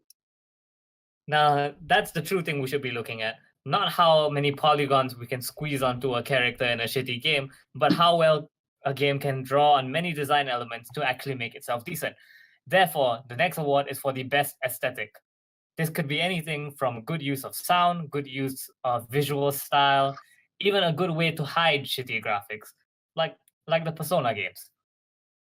And the nominees are Dragon Ball Fighter Z, Dragon Quest IX, 11 11. actually. Tetris. My bad. Dyslexic as shit. I'm sorry about that, Like but sure. Continue. Tetris Effect, Lethal League Blaze, Super Smash Bros. Ultimate, and Death's Gambit. So, who will bat for Dragon Ball Fighter Z? Well, I guess I have to go then. I remember putting this one here. Dragon Ball Fighters is just one thing that I would like to say, which will then morph into a longer argument. I'm aware about my arguments taking time. Arc System Works pioneered this cool aesthetic where you can make 3D models that look like 2D sprites in the right angles, which is first seen in the Guilty Gear Xrd series, which is the latest one is Guilty Gear Xrd Rev 2. So taking this basic this art style, this aesthetic, and put it on an established manga slash anime property, and it does the Dragon Ball IP justice, man. It looks freaking cool, and the fact that the whole game is also in service of the whole IP in terms of not just the fan service but also staying homaging all of the cool scenes that happen throughout all of the Dragon Ball media, and it compressed into one cool looking game. It looked fantastic. Even though I am not I'm going to admit I have not kept up with any of the Dragon Ball stuff. I only follow it through osmosis, through other people following it. So I know not much about Dragon Ball, but it makes me want to be a fan of Dragon Ball because it looks rad, man. Even freaking Yamcha, the weakest that people say it was the weakest of the characters in there, still looks rad, man. Yeah, what? Yeah, to add on, I'd say it captures the spirit of Dragon Ball very well. Like the start of every round is you fly into each other, and some supers will destroy the background behind you, and it's a freaking awesome game. Like when you when you knock out one character because it's a team fighter, instead of the other character like jumping into frame like with Marvel vs. Capcom, they dive kick into frame like a clash essentially. It's freaking cool, and you have stuff like the Dragon Ball mechanic where you get to make a wish in the middle of a fight. So yeah, it definitely captures the over the top Dragon Ball aesthetic very well. Oh yeah, on that point, instead of throws, you do flurry of punches. And if you tag throw, it's just both characters doing flurry of punches, which is cool. Okay, that's Dragon Ball Fighters or Fighter Z, is if you want to call it that. Let me just roll into Little League Blaze for a bit because from that concept of Dragon Ball Fighters, Little League Blaze basically does that to the whole Little League game. Before this, it was a 2D sprite game, but now it changes into 3D but looks sort of like 2D as well. So I'm glad that the aesthetic caught on, but it's not like, I think it still looks great even though, okay, you can say that both techniques are similar, but Dragon Ball Fighters is Dragon Ball. Little League Blaze is Jet Set Radio, which is another different set of aesthetic, like cool techno vibes, cool rapping songs, and then vibrant colors, yellow, red, green, clashing but vibrant, but still good looking colors. It's a very colorful game. And yeah, the soundtrack is freaking good. Even the track by the Jet Set, not just the track by the Jet Set Radio composer is good. The whole beats are good, which adds into the experience. So yeah, that's Little League Blaze. I'm looking at it right now. It reminds me of, like, the first thing that comes to mind is Suda 51 and Persona 5. Unintentionally, but yeah, you get the right idea there. Yeah, it's got a very neat like bold art style with the hard shadows and cell shade. Yeah, right. Cell shading is a very specific type of thing. So okay, not that cell shade. Alright. Yeah, but yeah, it's the very, very hard black and then red background and very nice crisp white. Yeah, art talk. But yeah, I like this as a contender, yes. Okay. And now Daniel, you have to defend Dragon Quest. Oh, Dragon Quest. It's actually a really good game.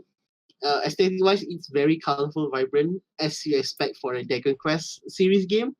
But one of the choices I like about this particular game is that the PS4, the PC, and the Switch versions are basically similar in all, barring the graphical, resolution. Since the Switch is a low powered machine, but it still can give you the Dragon Quest experience. I mean, the what's it called? There was one part of the game that will be ready, and the screen will be like pixelated with water, I guess. It's still there in the Switch, so they are used. It's very interesting. Say that I say like it's very aesthetically pleasing, since that even though the game is a 100-hour RPG, but it still manages to, looks good anywhere Hmm. on the three main consoles besides Xbox because they didn't launch it. Really, I like one thing about Dragon Quest 11 is that they still commit to the old school style of JRPG. oh yes, turn based. Take your turn. Wait for your line. Now, even just the aesthetic wise, in terms of how it Yeah, looks, how it sounds, even the soundtrack, right? aesthetically, it Mm. looks like Dragon Ball. Aesthetically. I mean, the designers of the characters are the same. It's Akira Toriyama's Yeah. work. Yep. It's from No wonder. and it's from day It's one. basically 3D. Yeah. I feel like my one complaint about the aesthetic for this game, this may purely be like a preference thing. Yeah, sure. Maybe they had changed the rendering style because the colors and all look good, but they're using like a kind of realistic rendering engine, and it Oh, yeah, does the art a disservice. I feel like. that's probably that's the fault of the new Unreal Engine, which tends to make it like ultra realistic. Yeah, it looks like I'm looking at this and this dragon like thing, and it would look that it looks kind of washed out right now. Yeah, Which is a it's shame. very jarring. Because the actual like model itself looks good. It's just Yep. the rendering kind of like maybe not, Yeah, maybe yeah. not. The faults of the Unreal Engine. Yes, sir. Okay, so who put Tetris on this list? All right, let me Take a go. guess. I've been pining to talk about Tetris for a while, but yeah, let me just say like this: do you want to get high on Tetris? Do you want to be Maybe. high because of Tetris? Maybe. Tetris Effect is basically if you want to get high on Tetris because it's an experience. This is from the creators of Res and Lumines, which are very Oh God. which are very known for making an aesthetic choice to the point that even in Tetris Effect, one of the features that you can use is have two controllers, but use the other one just for the vibration. What?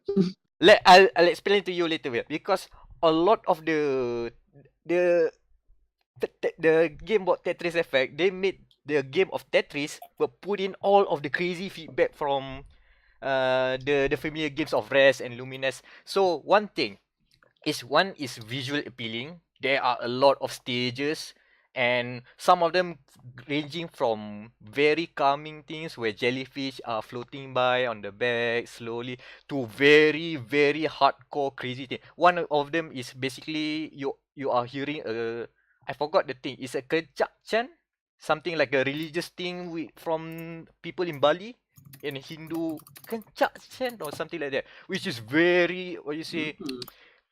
The level is called ritual passion, and you can feel the passion, the all the and it makes the tone of making your to get the Tetris lines, all the pieces get together, it feels different.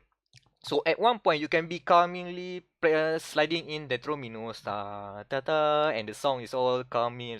The other high intense, and also the feedback is very strong. Some of the levels you if you rotate the pieces, you can hear sounds, you can hear audio, so you can basically create your own rhythm with it. And some of them, Ah. even like if you do like a line clear, you can hear like audio feedback, and to the point that you can play the game following the beat because you want the sound to be in line with what you hear and what you do. So you can play it on the beat, not because the game tells you, because you want it to be so. It's an Interesting. experience, and also again, some of the interaction you can have involves vibration. And if you really want to feel the vibration more closely, like literally closely, you can put it on somewhere on your body. You can imagine where you can put it. Have another controller plug in, put it on somewhere in your body, on your body, and you can have it vibrate into the tune of what is happening on the screen as well. Which is so interesting choice. Okay, I have a counterpoint to bring up here. Mhm. I'm all for using video games to jerk off because I'm watching gameplay right now. But I feel like the visual flair stuff is kind of distracting.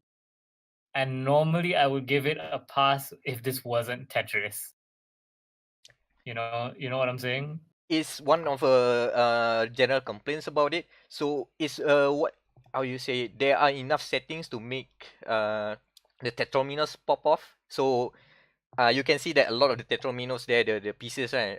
Some of them blend in too much. You can set it to make it Tetris branded colors, so it'll pop up more.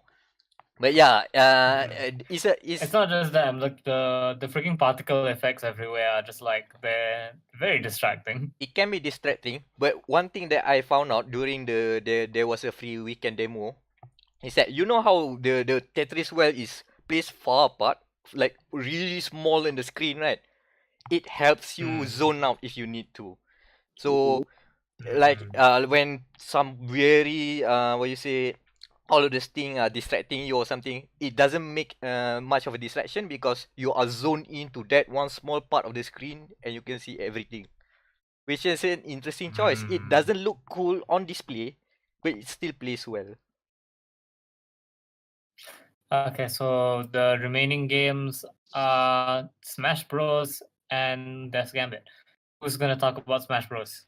I'm just going to say that it does We don't have Switch. is please don't make me scream Reggie again. Second round. It's a small it's an exercise all the small things add up. Like the small particle effects that when you see popping during the loading to the next stage. And the small bumps to the health damage when you take damage. It's those so small things adds up. Yeah, the fucking animations in Smash are great. Like they're very snappy and to the point. Like I play a lot of Meta Knight and I just love like following the animation sets because he has a lot of like rush attacks. Mm-hmm.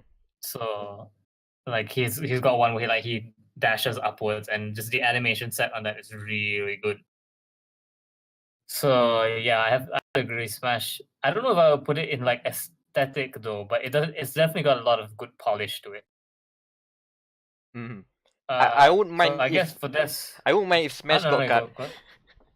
Yeah, that's Gambit then. Well, yeah. So I'll just go on for Death Gambit. Death Gambit. Okay, so do you like Dark Souls? Then you like Death Gambit. Like, holy shit! I have never seen a game more blatantly like say we really want to be Dark Souls, but not in a necessarily bad way. But it really does do the whole like Dark Souls gothic fantasy thing. Like the colors and the design style is very, very much very Dark Souls.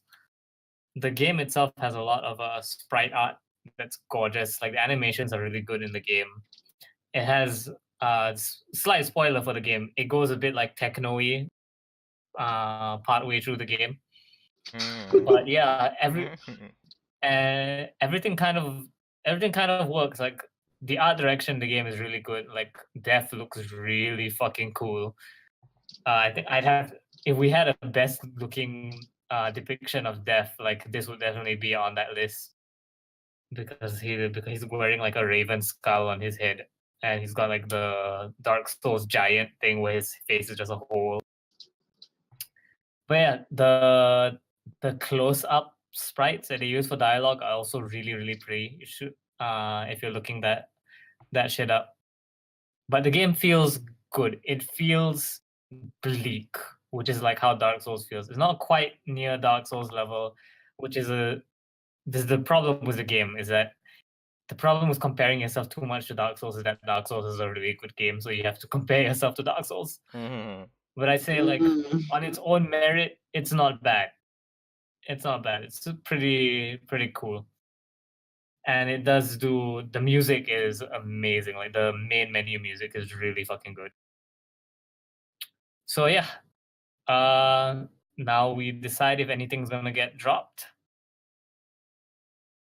Okay, so for Anyone? So Smash Brothers? okay, I would probably I wouldn't mind if Smash Brothers Ultimate goes off, but I just want to say that small things add up. That's it. Yeah, small things do add up. I also do love like the fucking challenger screen. Yeah. Oh, Indeed. the stupid Challenger. screenshots. And the screenshots for the awards, for the achievements.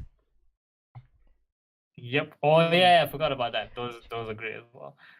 But yeah, I think Smash Bros. I wouldn't miss it too much if it got cut from aesthetic wise. Yeah. Yep. Okay, but it's fair enough. Fair enough. Okay, so any more arguments against Tetris Effect? I just want to hear. Yeah, I think it's a good game. I guess it's very, very graphical. So I'll keep it there. I'm not saying it should be off the list, but just bring up like the other side, because as a gamer with issues focusing on things like there's the question of accessibility. Oh, it If does there's an have option those to turn if there's an option to turn down the particle effects, then it would be a bit more forgivable. But otherwise, it's like it's very distracting. But yeah, what's I guess give your votes. I guess Yeah, sure. I Go would ahead. give mine to Dragon Ball Fighter Z, because as much as I love Death's Gambit, like holy, I don't even like Dragon Ball, and Dragon Ball Fighter Z gets me hyped. All right. Like, oh, Guilty Gear plus anime games. Holy shit, this works! Wait. Heaven or hell, let's rock! Soul Bad Guy as DLC for Dragon Ball Fighters. Mm. That wouldn't be the first time. Daniel. I'm gonna go with Dragon Ball Fighters Z as well. Very nice. Mm-hmm. Mhm. I feel like there's a slide. Anan. Okay, we wait for your Ilham. Oh, obviously Wait, there's a lollipop in my mouth. Okay, I'm going for Death Gambit.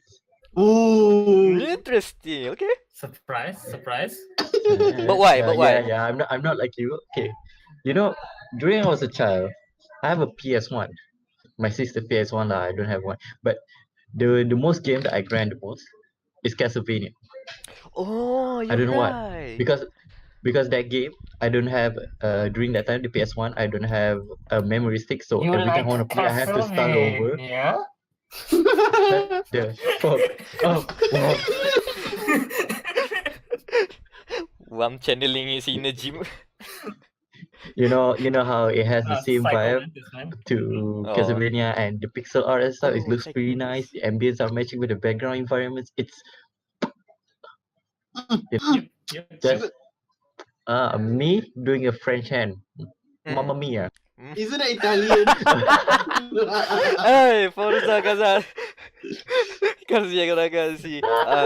Grande Frappuccino. Anan, Macaroni. are you still on the call? Not yet. Okay. Yes. Yes. What's your choice then? Tetris Effect. Ooh. Yeah. Ooh. Tetris Effect. Alright, go. Do you even Tetris, bro?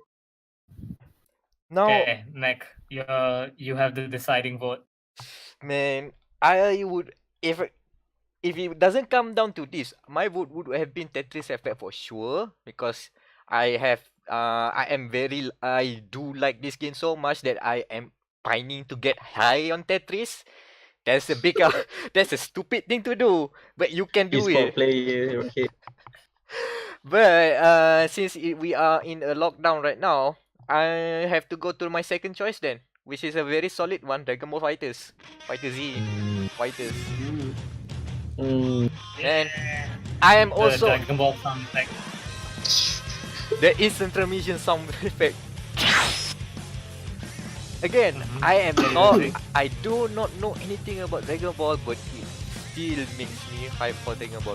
And also, just to point out, Arc System Works are working on a Grand Blue Fantasy fighting game, Yeah, boys. and it looks, Yeah. and they are using that 3D style as well. This the similar aesthetic as well for Grand Blue Fantasy fighting game. I forgot the name. Yeah. Can't wait. Congratulations, Hello? Dragon Ball Fighters. Yeah. Yeah. Okay, so the next award is an award we've been looking forward to since literally the start of this year. Yes. Yes. While an award like Best Story is highly subjective, we can, however, grade a game by its individual scenes. Sometimes a game can be entirely shit, but have that one scene that makes it work really, really well. And what better person to symbolize an award for stories that may not make sense than the great Ellen Page fanboy, David Cage? Therefore, the next category is the David Cage Award for Best Story. Oh my god, every time I've seen this tweet. So the nominees are God of. We should point out this is spoil. This is like we're getting into Totally major spoiler. Totally spoilsies. spoilers. Let- Everything is spoilers. Spoilers, limiters are off for this category. You have been warned. You have been warned. Hopefully, there's an annotation to skip to the next category if you want to avoid this. To skip to the winner announcement, go to 298. To skip to the next category, proceed to 2956.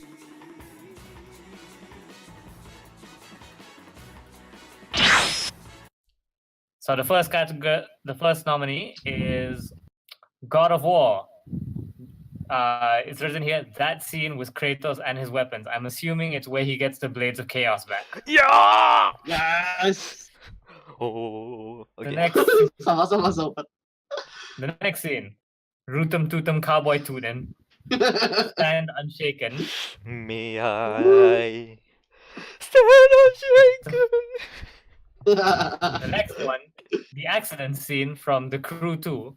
I assume the accident was the launching of that game. And finally, we have the Aunt May scene from Insomniac Spider-Man. I guess we'll talk about it more in detail, explaining each one. Yep. So the first one is God of War. God of War. Okay. If no one's going to talk about it, then I will. 'Cause that's the only scene I've seen from God of War.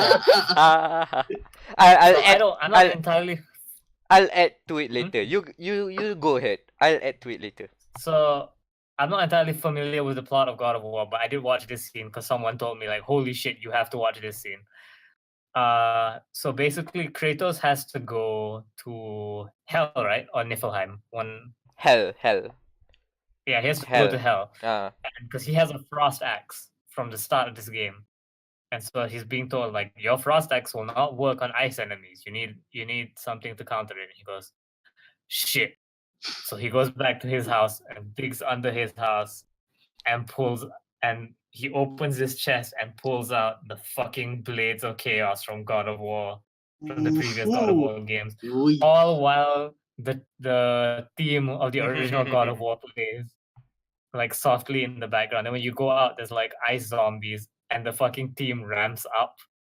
And because, God of War changed the combat style quite a bit compared to the older games, but you still have the same fucking moves.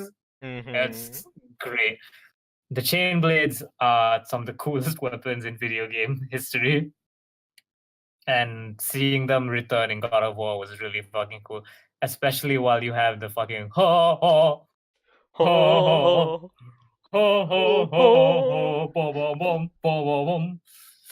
But yeah, it's a really powerful scene because you get to see Kratos like be Kratos, not just angry axe dad. He gets to be angry sword dad too. Nice. It's basically a payoff to a long, winding setup because the whole thing about the media surrounding God of War is that this is something like a soft reboot for Kratos, but it's not entirely a full reboot, a soft reboot. And the whole point of the story is Kratos running away from his past and to start a new life. That's why he marries again. He now has a new family. And a lot of the journey of Kratos and Atreus, a lot of it involves Kratos holding back about his past, about his secrets.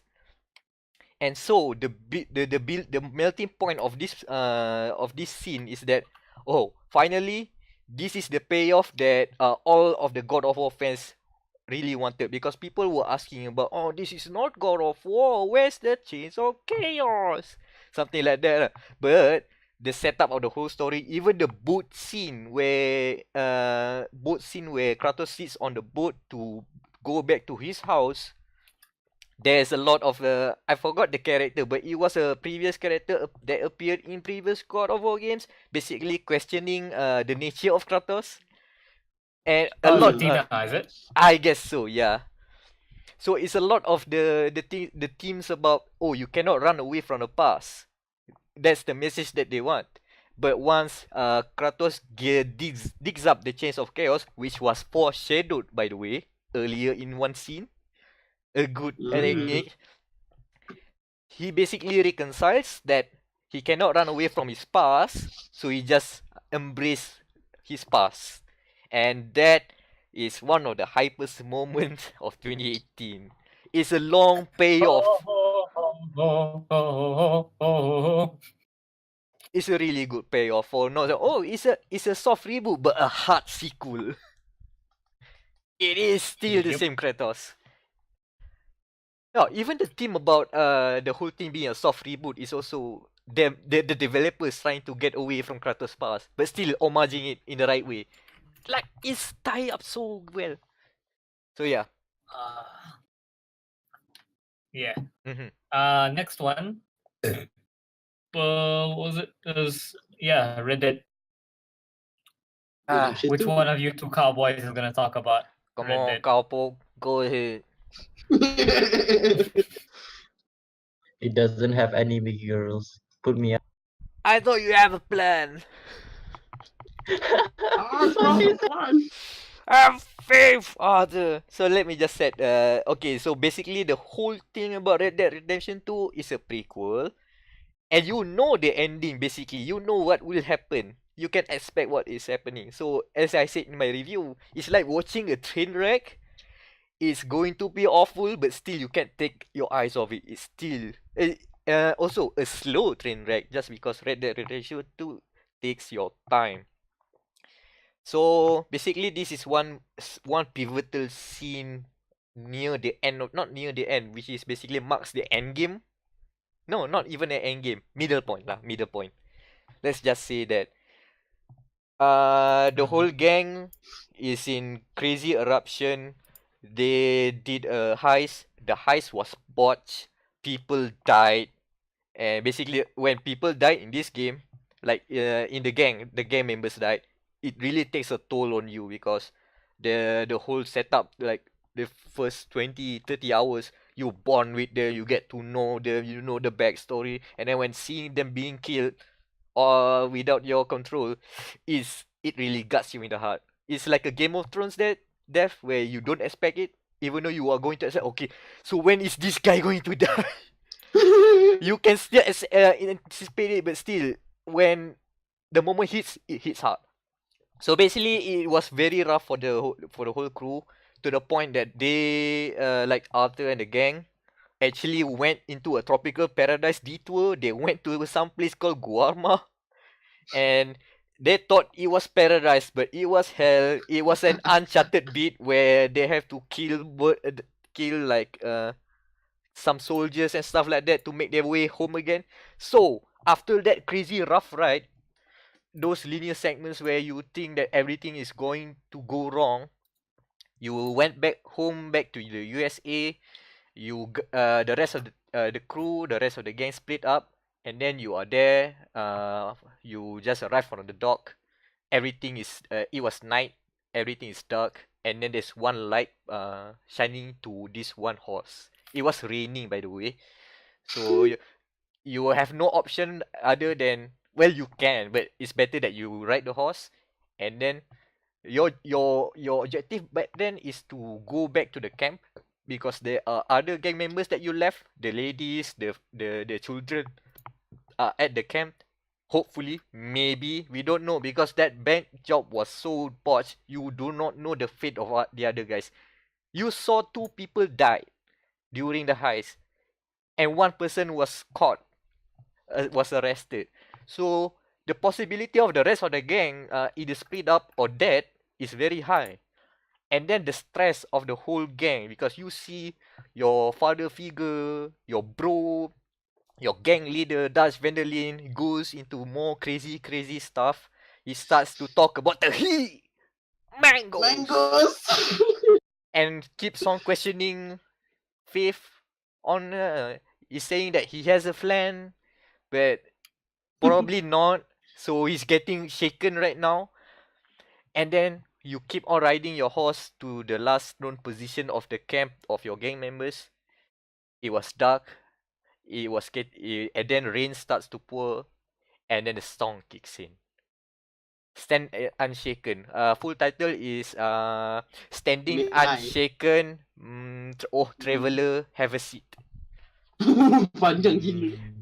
So this song is apparently being done by a pretty high-profile singer called D'Angelo, who irregularly release songs, but when it's released one, it's a banger. So this is one of the bangers. That song itself is so good. Even the lyrics match what Arthur is feel the conflict of Arthur's right now.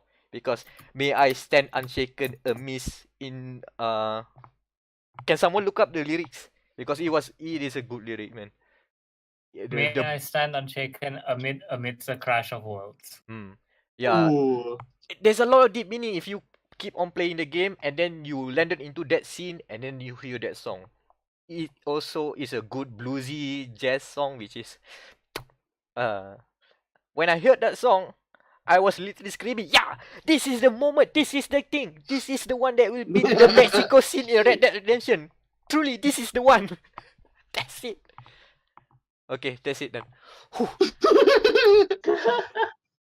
Okay, Red so Dead the next Redemption one 2. is The Crew.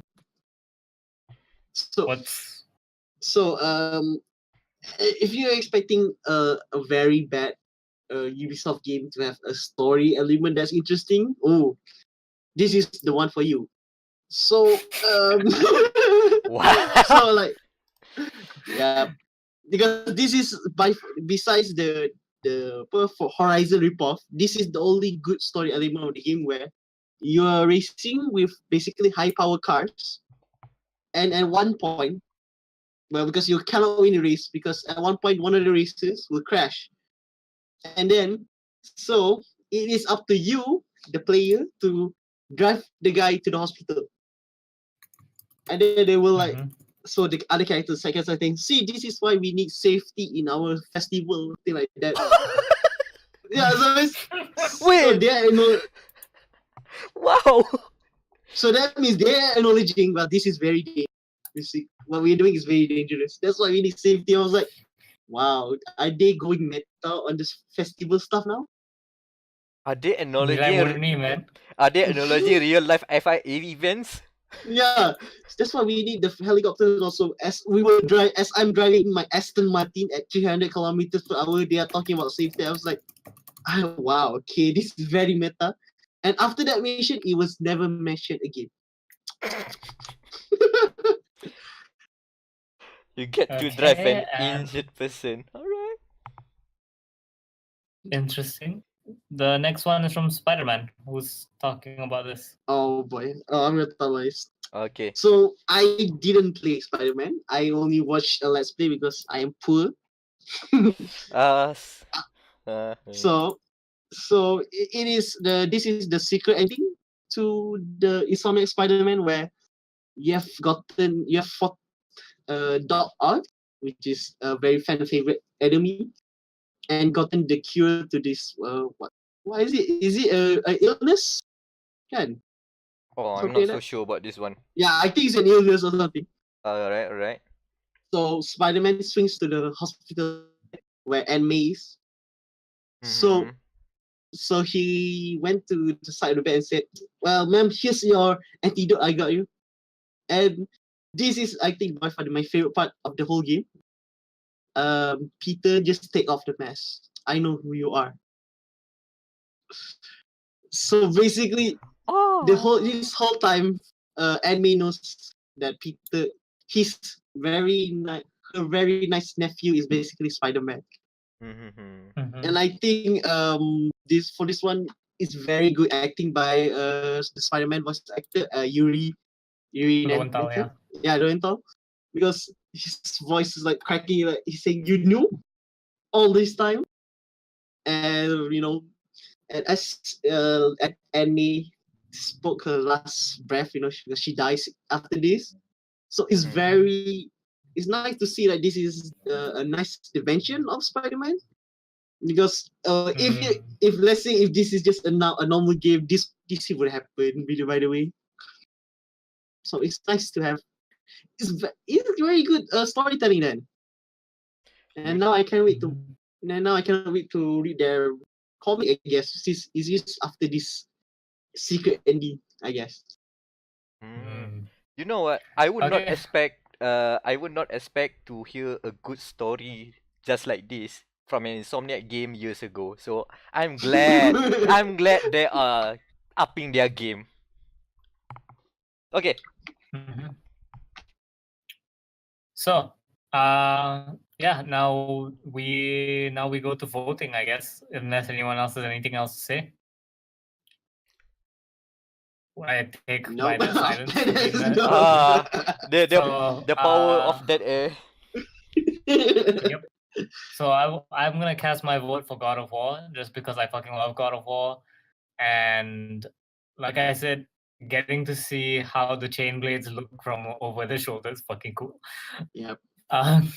Oh yeah, they And just in general, Uh, it just works with the story for God of War 3. Yep.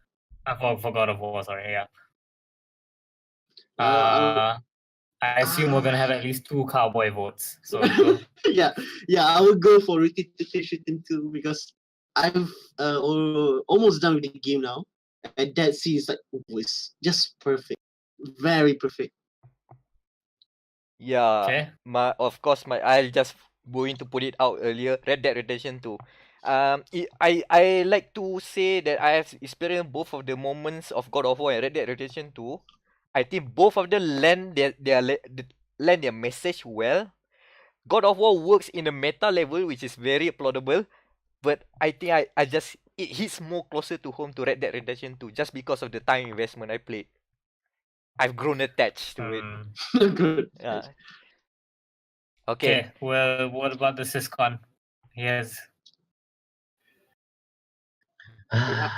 What do you want, cowboy?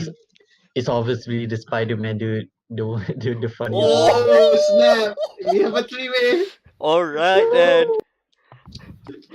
Okay, Anan. Me. Just hearing from the spoiler talk. Then a war, shooting two or Even though I didn't play the game, I've Mm. watched a lot of Let's Plays, so I'm quite invested in this game indirectly. So I'm Uh-huh. going with the Red Dead Redemption stand and check. ooh nice. And the eyes have it. The winner for the David Cage Award for Best Story is Red Dead Redemption 2 with the stand unshaken scene. Yeah. That's a good boy. Where's That's Detroit my in girl. this award category? The question is, it can fuck off to wherever the hell it wants. Ah. What, you don't like the meta commentary of racism in the past with the androids and the humans. We have a dream. We have a dream. To be fair, Detroit has good moments, but the whole storyline is botched. The problem is none of us want to play the game and reach those good moments. Nope. Nope. Okay, so for our next category, one of the best things that happen with games is the chance that you have to be pleasantly surprised. Sometimes a game will come out of nowhere and just blow your brain with how absurdly good it is. This tends to happen less and less with games having longer marketing cycles. But hey, we gotta appreciate what we get, right? So the nominees for the most surprising game are A Way Out (brackets fuck EA), Into the Breach, Frostpunk, and The Missing, JJ McField and the Island of Memories. So yeah, let's hear A Way Out first. I should do this quick. One thing. This is Joseph Ferris baby, aka the guy that says fuck the Oscars. 2. This game is co-op only, and if you want to play it online, you can too, and the other person do not have to pay, which is crazy considering this is an EA game. Why they do not charge money? But hey, that's how crazy the game is. And 3, the worst thing that can happen to this game, because this is basically an adventure game. The worst thing it could happen is that it will be another David Cage production. But I am happy to report that what I have played is not a good, it's not an outstanding story, but it's good enough to let you go through the funsies that you can have with your friend.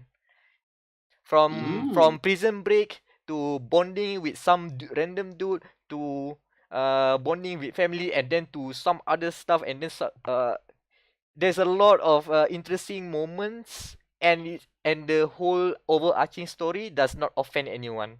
It's a okay sort of revenge story, but it trudges along. Also, the gameplay. It has gameplay. It has puzzle solving. It has stealth. It has a a driving sequence. You can play Connect 4.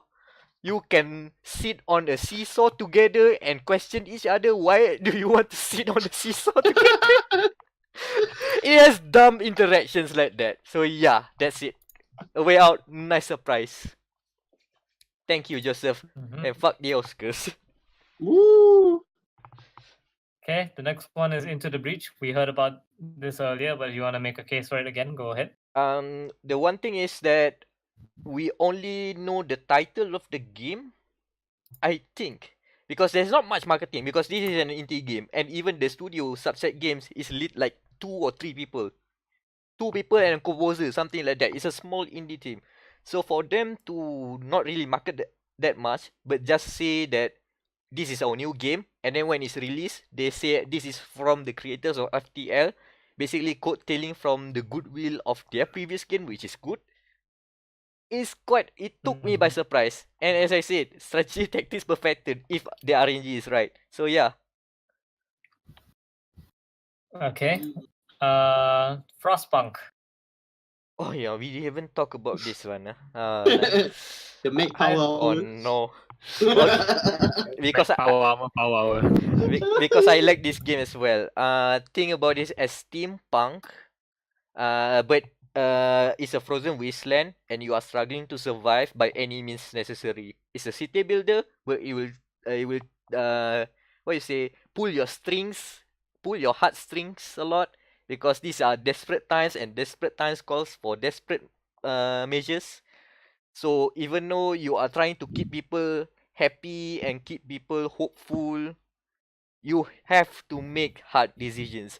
Sometimes it means that you have to feed your people with some addition of sawdust to make them full, but also unhealthy. Sometimes you just have to cut the limbs off of injured people. Sometimes you have to instill martial law to ensure safety is to ensure the safety of the citizens, the diminishing citizens in this post-apocalypse world. Or you could instill them faith, zealous faith, to the point that they become a cult and almost worship you or something like that. It's a Hell yeah. wild ride. And yeah, it makes me. Also, it looks great. Yeah, I contemplated to put it on the best aesthetic, but it didn't happen. But yeah, I'm putting it on the best surprise because Yeah, it really did come out of nowhere, didn't it?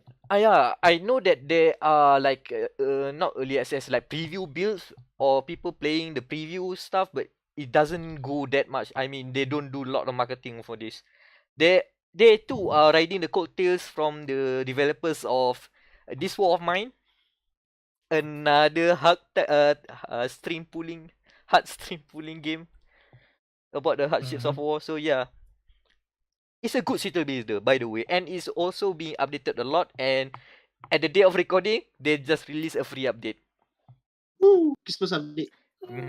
A lot of free updates. They keep on updating the game. So yeah. Last. And the missing. So the missing again, like Spider-Man as well. I've only watched the last piece of this game, and at first I thought it was what I said to Wam is like this is basically Japanese Limbo. And it is, but it's actually very interesting. Which one of the reasons why I didn't Celeste winning the what's it called, the most impactful game, because this game, as you go on to the game, because you play as JJ McField, she is like one of her powers that she can die, a la Limbo. Like, so if you die, you'll just reset back, etc., etc. But as you go to the game, you'll get like these text messages that actually reveals the like building the game's backstory and all. And she is, according to Kotaku lah, what I've read as well, is LGBT, I guess, because this is by far the most. Yeah, I think because the friend is basically her lover and she's trying to find her. Yeah, so basically JJ and Emily goes to an island. They are a couple, yeah. And Yeah, Emily is and missing. Oh, Emily is missing. That's Oh, another no, game. okay. That's another game, but that's the old game. Okay, that's the old game. Yeah, and it's actually really nice because that's interesting because you don't expect someone, let alone a Japanese company, to make this type of really hard-hitting game, because it is a game for Ipai, right? It talks about self-harm and very Twin Peaks like storyline. So, and I like it because it's very expensive for me, but I like it to watch as a let's play. I like the juxtaposition of look at this mobile text that we have like all of them are cheery fun banter with stickers and stuff like that, and the game is like you have to do puzzles where you have to literally pull off some of your limbs to progress. Wow. Yeah, Oh shit, that sounds hardcore. It's it's really hardcore. It's a whiplash of tones, but I think I like it. Yeah, I like it as well. If it's on sale, then I'll pick it up because it's like very expensive for a like 3-hour game. But yeah, it's a sweary game, by the way. So yeah, it's a sweary game. So the Twin Peaks is going to be hard. So okay, that's my case. Yep. Point. Sorry, yeah, that's. If I had to give my vote, I would say Frostpunk, just because it looks amazing. Like it looks amazing, and it came out of nowhere. And city builders are great, and we need more city builders.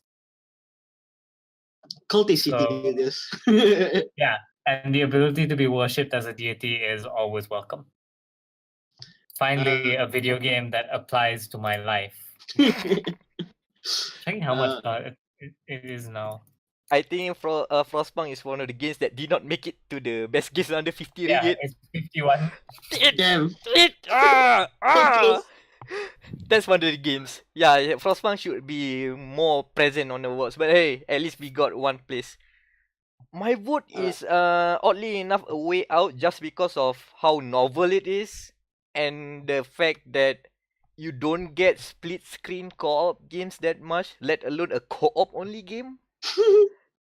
Which is a weird thing to see, and I'm glad it exists. And it's at least an okay game, if not a good one. But my vote is go for The Missing because it's really good. Yeah, the split votes. Yeah. Okay, second stringers, come in. The back row.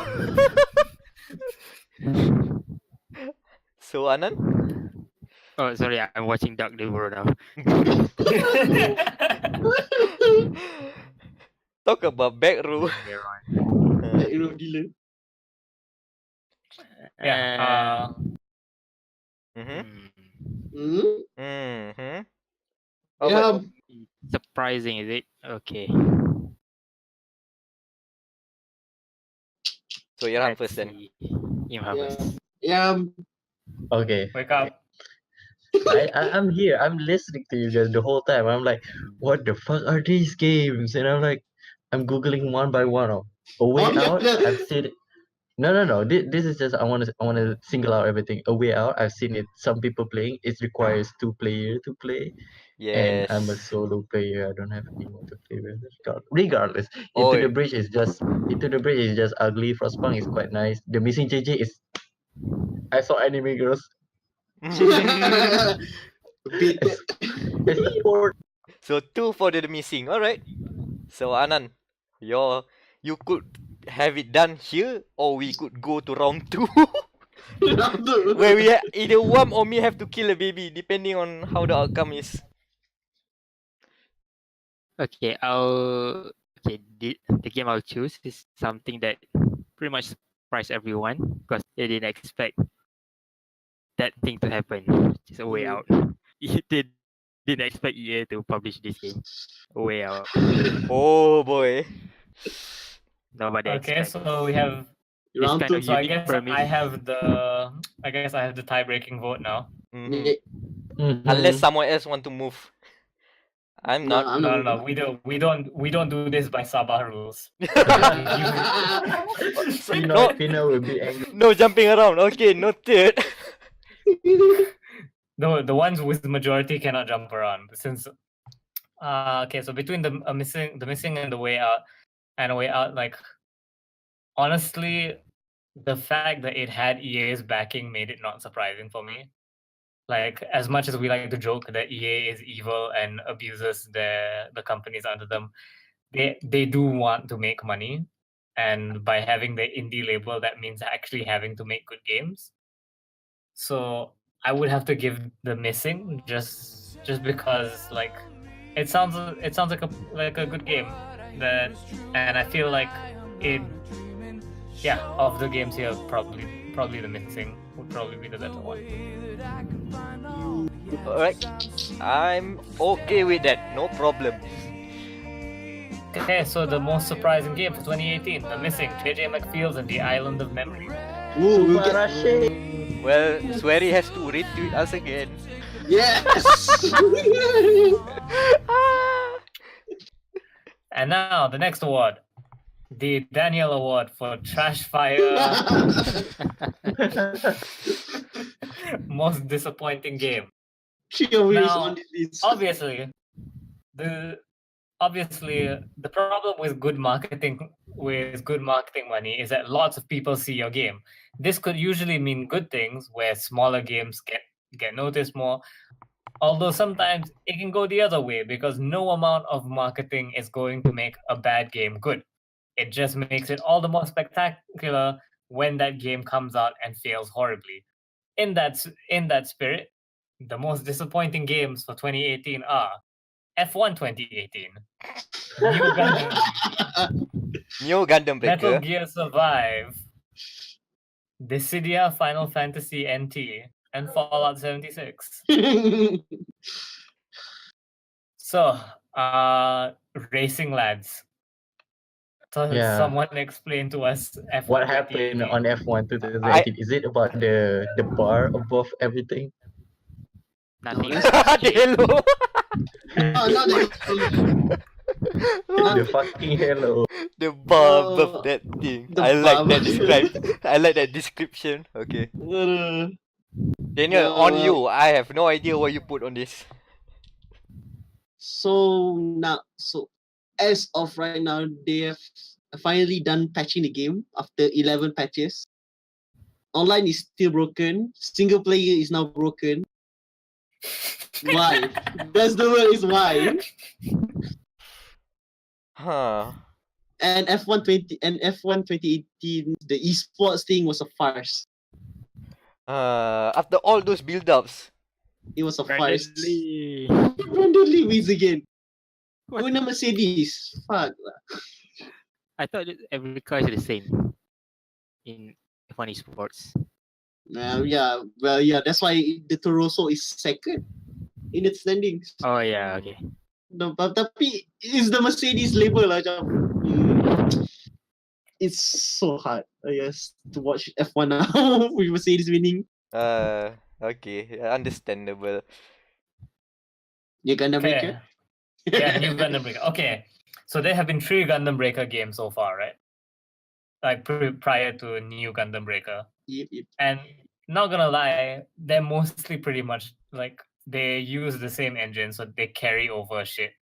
So there's a lot of like mobile suits in Gundam Breaker 3. And no one complains about it. You know why? Because you're just like, no one cares that this game has a shitty story. No one cares that the game, like, it's not great by any means as a series.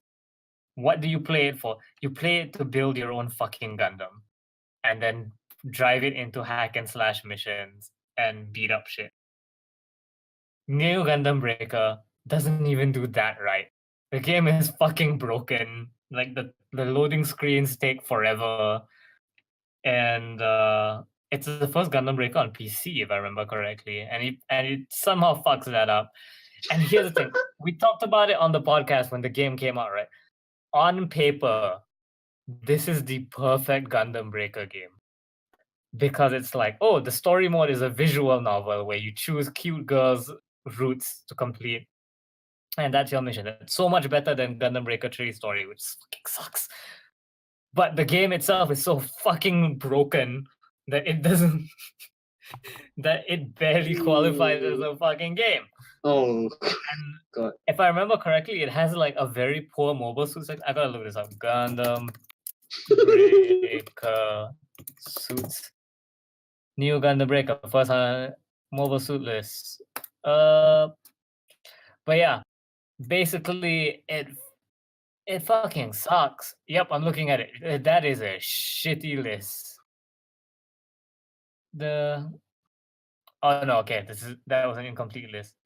So it has a bunch of stuff. Okay, so the poor content isn't a criteria, but being broken still is.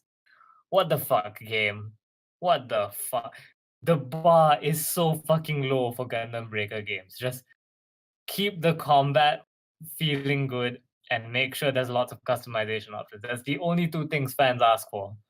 We don't ask for a good story. We barely ask for working multiplayer. And yet this game fails at the combat and just work stability issues. Apparently the PS4 version in particular is really broken. But yeah. Gundam Breaker, man. Like Man, literally breaking hearts. also they moved to a new engine and it looks like shit if I remember correctly. I'm That gonna look explains a this up lot. for New Gundam Breaker. But yeah. Holy shit, yeah, this game is has some issues. But yeah, that's New Gundam Breaker. The next one is Metal Gear Survive. Ooh, do you remember that Metal Gear Survive released this year? Anyone? Ew. Shit, out of my Really? Thanks, Jeff Gersman, for reminding me that Metal Gear Survive Yeah. was this year. Yep. Shout out to Jeff Gersman from giantbomb.com. Okay. So I'm just gonna make it short. It's basically Konami trying to be Konami. It's a cash grab. You have to buy save files. It's terrible. The controls okay, but it's terrible. That's all. A waste of a good engine. Waste of a good engine. But the important question, did it really disappoint anyone? Like, did anyone look at that and say No. that might be a No. good game? No, I had bad sort of expectation, and I'm already No, so expected you, that to be bad. So you were expecting it to be bad, but it delivered less. yes, Expected nothing I and still expected that. disappointed. Yeah, Expect pretty much. nothing, deliver less. Oh boy, we quote this guys back. Alright. Let me just go through Dissidia Final Fantasy NT quickly.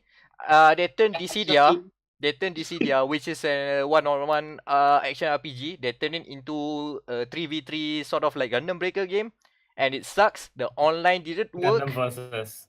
Oh yeah, Gundam versus. Alright. Oh yeah, Gundam Breaker is another game. Sorry. Alright. They turn it into a 3v3 Gundam versus style game. The gameplay sucks. Not the controls. The online was not working. They put in loot boxes in the time where people are really hating loot boxes.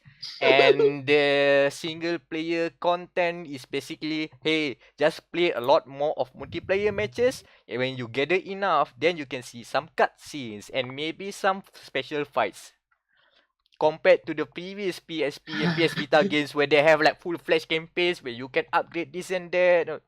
So people, no, DCDR fans are not happy because this is a different game from what they like, and the fighting game community that they want to target is basically non-existent. They do not want this shit. So, Okay, apparently they're still putting out DLCs for some reason.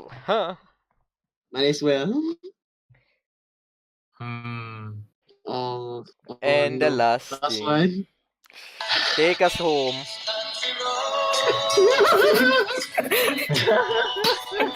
Perfect. I'm smiling from cheek to cheek right now. Do we need to explain Fallout 76? I guess we do, yeah. Yeah. Okay, Daniel, person who has played Fallout 76. We're not going to count Backgate. We're not going to count The data leaks. what The data the leak. data leaks. We're not going to count. No, we should count the day one patch, I guess. Yeah. Yeah. The day Come one on. patch It's was Fallout with multiplayer. How bad can it be, Daniel? It had a cool trailer. it's hella bad. I mean, I think the day one DLC was 20 gig, and now per week they're now pumping out patches that are 5 gigs each, which as of today I have run out of space for them to download them. Sigh.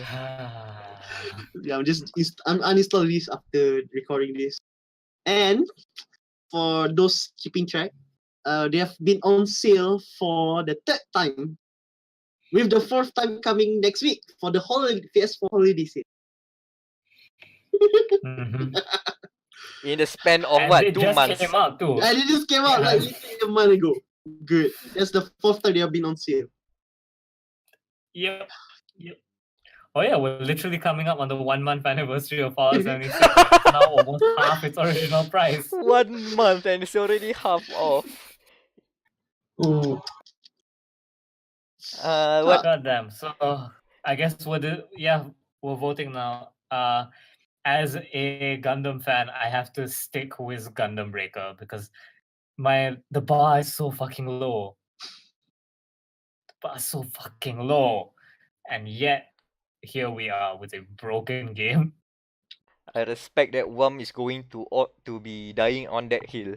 I respect his decision. Here's the thing, I am genuinely disappointed. I was looking forward to it. I was already like, oh, am I gonna buy the new Gundam Breaker when it comes out? And then my brother comes home one day with like a sad look on his face, like, have you seen the reviews for the new Gundam Breaker? I was like, no, what? Don't buy it. It barely works. And then Daniel was telling me the exact same thing. I was like, no. Our friend at Axie said, yeah, don't buy this. Shout out to Aziz as well. Hopefully all of these shoutouts don't lend to the demise of their or their channels for some sort. Okay. You know what else is broken mess and doesn't work? Fallout 76. I regret spending even a quarter of what I paid It was 119, and the next week it went into $90. I'm still mad. I want to question your purchasing decision, but then I consider that you want to do the review, so okay then. And I've done also, already 3 Trashfire, so why not? did your particular review of Fallout 76 literally fall out when you just bought it? Fall out of your laps? Yeah. So yeah, Fallout Yup. 76. Yeah, I've dropped it on the MRT heading, so it's already omnibus sign at that point actually. It Right. was warning you the price was going to drop again. Please. So Anan, should be an easy one. Country road. Yeah, I'm going Fallout 76. I didn't expect anything. Okay, I expect something like at least Fallout 4 level of playability. Yeah, that's why. But then I remember, okay, they're using an old ass engine. They are pretty much just duct taping a networking backend. How bad can it be? Oh boy. Take me home to... Anan, you have to understand, it's a internet backend from 20 years ago using Quick 1. Using Quick. If it's an old game like ESO, I can understand, but this is, they literally say on the documentary or no clip, it's from Quick 1, goddammit. it. Quick 1 or Quick 3? Quick 1, I don't remember, it's one of the It's Quicks. Quick lah. It's Quick lah. Let's Ah. go on record and say it's one of the Quicks. Ah.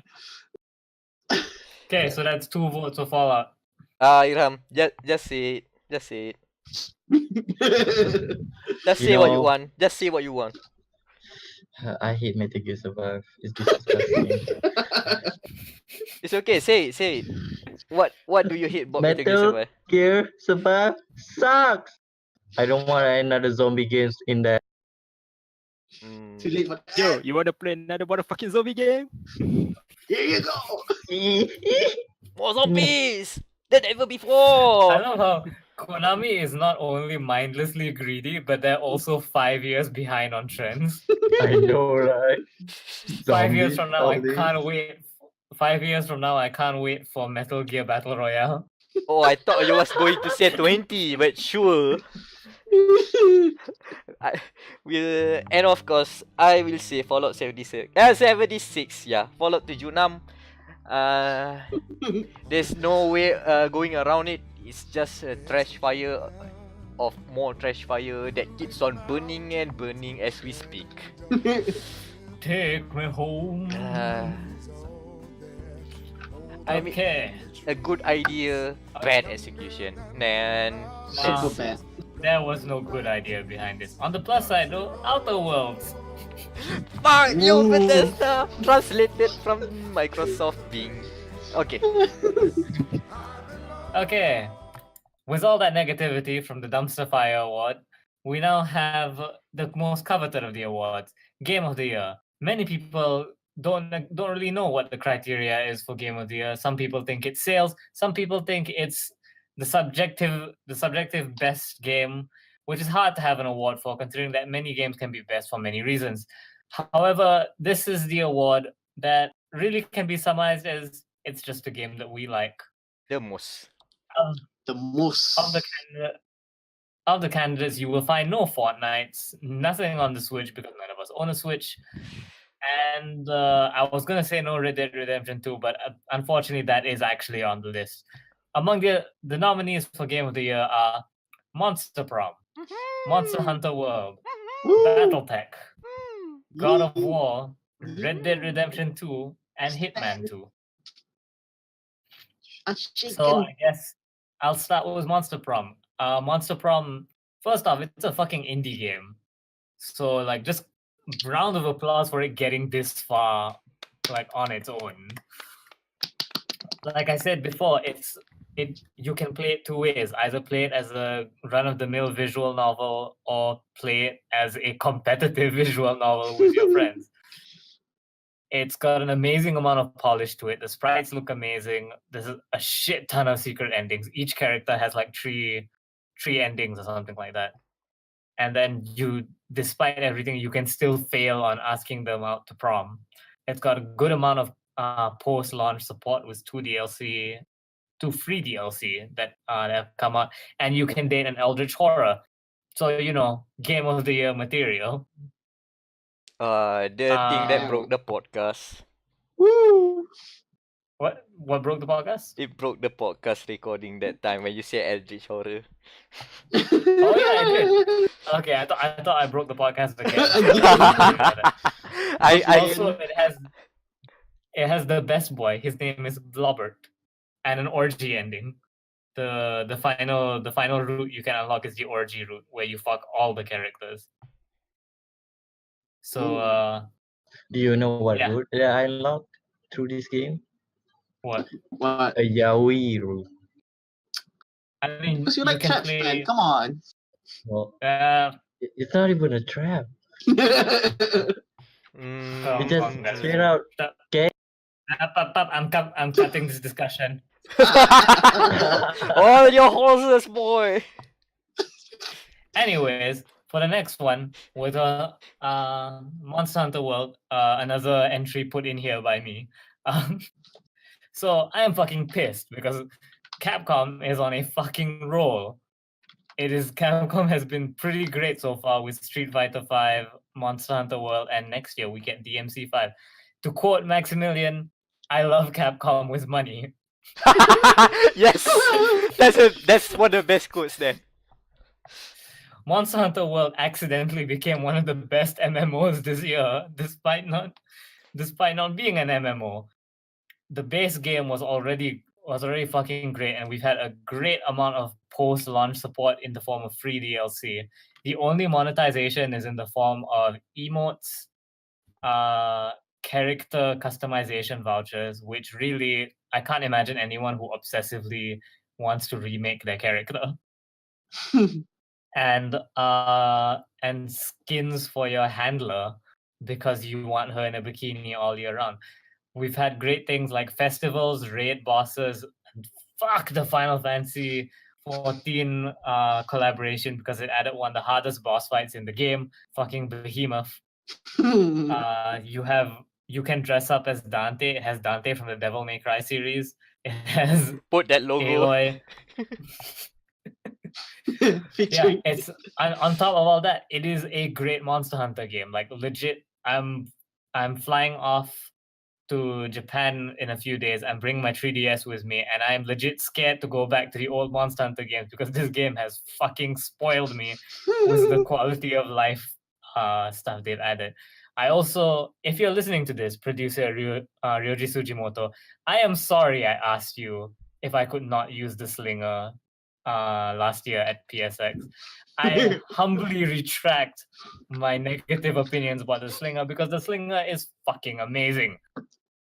Letting you launch flashbangs and grapple off shit. Seriously, it's a great game.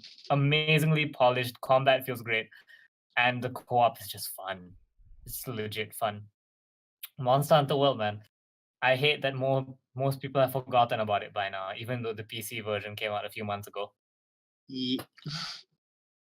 I guess, okay, we're going full 1 power hour here. The next one is Battletech.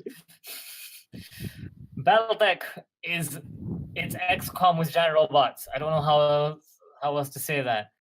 It's really fun and really fucking hard. And outside of that, the mission management, you have like a base management thing where you have to make enough money to keep your base running every month. You have stuff like crew members dying or getting injured, so they can't pilot for a while. Mechs in repair also have to go into repair cycles.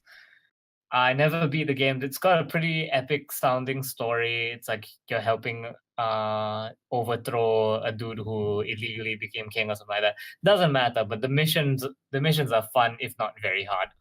Combat is really cool if you like tactical turn-based stuff.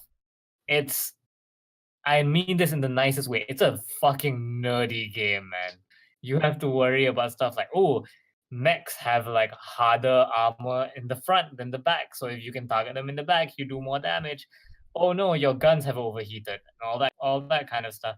And you can jump on mech. You can Goomba stomp mechs if you're heavy enough. Death Oh my from God. above. So Sacrifice your legs Death- for more attack power.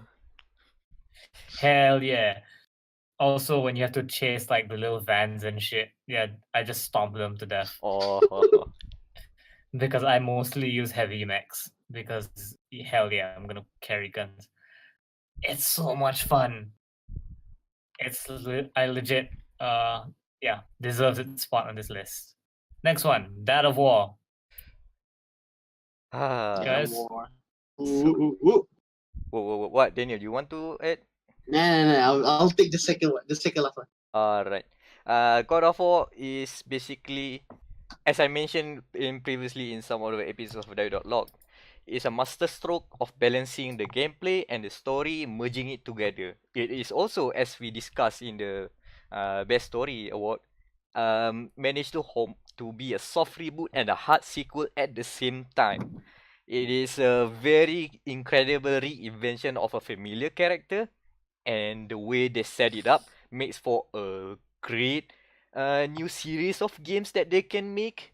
And of course, it is all polished to the brim. Even though, what you say, I might have mixed feelings with the over the top, over the shoulder camera view at first, but it slowly grew on me. The combat is as fun as a character action game. The puzzles are neat. Some of the physics based stuff are cool, and the narrative thing can be either subtle or very pronounced, and some of them are tied to gameplay in very neat ways. Like the boy button. There are a few moments where you lose control of the boy, and it is signified by not having control of the square button. The square button does nothing because the boy isn't listening. That's a great mechanic. That's a great way of doing things. And also boat talks. The boat talks are one of the best things to happen in video games because it managed to fill in the time. It's something like what GTA does with the driving sequences where they talk about each other, right? But this time, uh, it can flow very nicely in terms of, okay, you stop now, and then the conversation say, oh, we have stopped here, boy. And then they go off, and then you get back in the boat. So where were we? Something like that lah. So they basically flow the conversation very nicely. So it's a nice way of doing narrative, filling the time in. So yeah, God of War, it deserves all of the accolades it received. Next. No. So, next one is Red Dead Redemption 2. The latest one from Rockstar Games. The one that has taken the headlines for underpaying their staff. Very big crunch Plus time. genitals. Exactly. Not underpaid, but more of the working hours. Yeah, the working hours. That is But that aside, I think Aria 2 is one of the best open world games in this generation so far. Not only because it's, I think, one of the most living open worlds, since there are like 600 different animals across like seven locations. It is one of the best single player experience that I've the opportunity to play in in the 20 years of video games. Wow, really 20 years? I mean, the story, as Mick said like before, it is a slow train wreck, but it's very nice to see the slow train wreck coming into its climatic end, where I think, can we say spoilers now? Yeah. Yeah, we should go spoilers. Yeah, very spoilers. Okay, so where climatic end, where we just shoot the snake of the Dutch Vandeling gang. So yeah, it's very. I mean, it's a fulfilling ending. It's a good start and good and in between is very good. So yeah, Aria 2 is my game of the year. And of course, I snuck in Hitman 2 for obvious reasons. No, I am aware of the time, and I will not add 20 more minutes. Just in case. All I'm going to say is this sort of bullet points. Hitman 2 allows you to place a rake on the ground, and if someone walks on it, it will hit the head and they will go unconscious. Like a comedy thing where you hit the rake, pop, like a practical joke from a Tom and Jerry show or something like that. A lot of the weapons have very peculiar homing properties where you can lock on, and for some crafty players manage to do curving throws of the silly briefcase, which looks janky but is still awesome. And lastly, you can dress as the Stick. You can dress as a knight in shining armor and pretend it's a Dark Souls game with a broadsword. Or if you don't want the broadsword, you can have a shovel and pretend it's a Shovel Knight game. Nice. And they made very clear that those are Easter eggs that you should find. Hitman 2, one of the dying breeds of this you say middle you have open worlds and linear based games. This is like the mini hubs of the Deus Exes, the Dishonoured's, those kind of games where it's more of map based. You get to know the map. The map is substantial, not open world large, but large enough to be filled with detail that you need to know every nook and cranny. And it is also one of the games that still provides you with a lot of leeway, a lot of creative opportunities to exploit the systems. Sure, there are handholdy linear sequences, the story missions, those are well done with comedic effect for some. Good.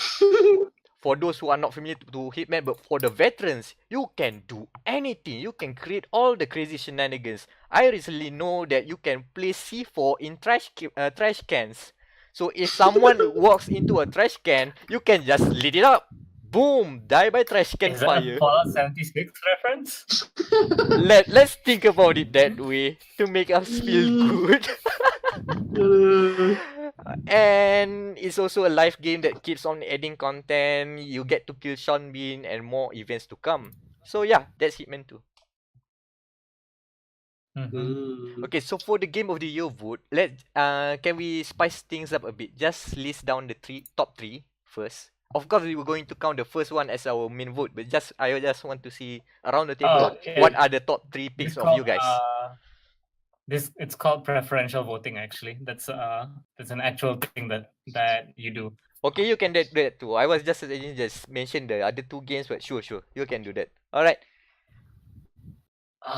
Okay. We'll do it your way because it saves time. I mean, round 2 we'll do that if it goes to round 2. Yeah. Uh-huh. Okay, so for me, the three that I nominated, obviously. But if I had to pick one game of the year, it would be Monster Hunter World. Because I love, like, Monster Prom is great. Like, Monster Prom is a very, very close contender because of how good, how much fun it is. But I didn't put 300 hours into Monster Prom. I put it into Monster Hunter World. Like, Monster Hunter World, even when I'm not playing it, like, it'll just make an announcement. They'll be like, oh, this new armor set is in the game. And my group chat will just light up and be like, okay, we're hunting this weekend. Yeah. Yeah, boy. Also, fucking Proof of a Hunter, one of the greatest like video game soundtracks ever made, and the trailers are all just fucking amazing. But yeah, the fact that every player has their own different story of how they play because of what weapon they main. Like, I've never seen that in any other game other than the Monster Hunter games. Like, the closest is Dark Souls, but even then it's really just like spellcaster versus melee versus no one plays like arrows. So yeah. Monster Hunter has like 15 weapons that are all balanced to be able to kill any monster. So that's really fucking cool. And yeah, that's my number one pick. And runner-ups would be Monster Prom and Battletech. All right. Daniel? Alright, so my top three would be Red Dead Redemption 2 is the top one. Second, Monster Prop, and I guess third will go to God of War. I mean, because it is no doubt that I love game Area 2 as much as I love Nier Automata, our last year's winner. But it is an interesting experience, I guess. And for the other two, Monster Prop it's an indie game. It's fun. Yeah, it's right. It's really good for an indie game. Yeah. And for third place, I guess give props to Santa Monica Studio for making a very interesting game to watch as well. Because I'm also Yeah, it is also fun to watch because of the whole cinematic thing and that. Yeah, there's a nice side effect to that decision of one cut one cut cinematic thing. Yep. Okay. Irham? It's funny how the big irony is most of the game that in 2018 that I really want are mostly delayed to 2018 and the late December. And only in Asia region, in English region, on 2019. And you guys want me to pick from this? I mean, you listen to us ramble for at least 15 minutes about all of these games, so at least you can make you say a good decision based on what should represent Gamer Matters choice of game of the year. What are the Um, consensus of all of us together as one? One. Okay, yeah, go but first. Okay. wait, I'm gonna push my out so I can just do something else I'm a during the pusher. time. Yeah. Putting less effort more and more, but I understand we are getting there. Okay, it's the final countdown, so yeah, sure. Push. Go for God of War, of course. Ooh. Oh, Best bold pick. father, best father. Mm-hmm. Best father Mhm. scene. Yep. You. And your other two picks? So you pick three. Hitman 2, because I played Yeah. like 15 hours on it and I had Wow. a headache because of how the game moving around so fast and the field of view taking my brain processing power and Oh, that's yeah. okay. That's an interesting take. And the last one is definitely Monster Pro because it's fun to play with friends if you have some. The message Mhm, here is mhm. play games with Irham. So, well, we'll Yeah. organize a play date later in Play Destiny 2019. 2 with me. No. Anan. Okay, my choice. Okay, in third place. All right, here we In go. third place is Red Dead Redemption 2. Ooh. Why? Interesting. Because people already expect the level of polish from Rockstar. Yeah, pretty much. So from Red Dead Redemption, and then we got treated with GTA 5 level of, let's say, storyline and stuff. So we Mhm. can expect Red Dead Redemption 2 to be way better than RDR1. Okay, so no surprises there.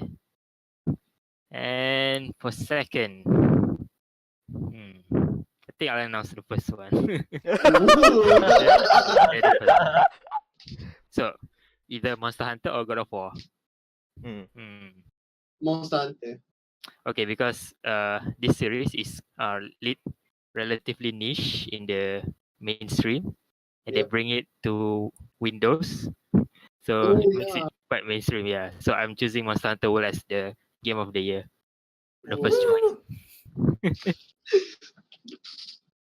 Okay, And second is God of War because boy. how do I say it? Boy game. Yeah, Boy, even though I think it deserved the Game of the Year award at the official award, I Hmm. think Or at the Game sort of Awards. yeah, it's like, okay. A lot of people love God of War. It's just another treat for a soft reboot of God of War in PS4. But Monster Hunter World brings a beloved franchise in a relatively niche demographic to the mainstream. Mhm, mhm. So Also, that character creator, man. Yeah. Mac, Hmm. tiebreaker, my dude. Mac, Ah. Hitman, Red Dead Redemption, God of War. Oh, Close. let's go to number 3. Number 3 is Red Dead Redemption 2. I wish it would be Ooh. higher. And also, this is not to undermine the other games over here. These all games I believe are great Game of the Year contenders. They Yep. are great games on their own, and they deserve any accolades of Game of the Years from any other outlets. But I'm going to say Red Dead Redemption is getting the third place is mostly due to other games being better. But hear me out. Red Dead Redemption 2, a great story if you like to spend a lot of time. I treated the game I treated the game as the next Skyrim, where I just roam around, get immersed, soak in all of the atmosphere, soak in all of the story, and then when I feel like I'm bored about it, okay, good, then go do the linear missions. Some people complain about the linear missions and the game the systemic open world is not being systemic enough, which is fair. Mhm. Controls are mushy, which is fair. All of them are fair complaints. Slow, that is also fair. But I love it anyway. It would have been placed higher if not number 2. Number 2 is this is going to surprise everyone. Hitman 2. What? Number one? Wow. On my personal list, Hitman 2 is number 1 without contest. Because Hitman We I have was more than half an hour of podcast footage to prove this. yes. It was jokingly I was joking about this is going to be my number 1 game of the year for this year, my personal game of the year. And surprise, surprise, the joke becomes real. I really got into Hitman 2 really well. I guess it helps that after Red Dead Redemption 2, I played Hitman 2. And then Red Dead Redemption 2 doesn't have all of the systemic things that people crave, everything, right? All of them are in Hitman 2. You can do basically crazy things in Hitman 2 if you like play Hitman 2.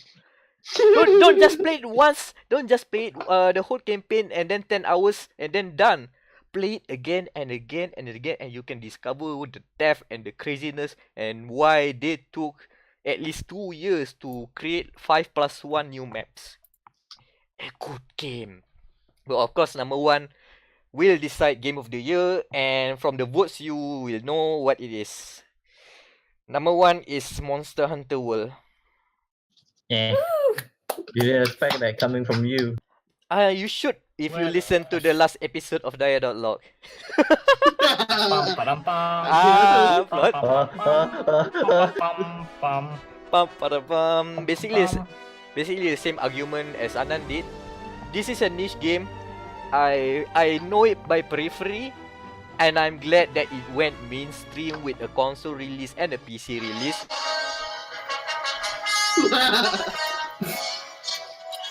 Yeah, go on.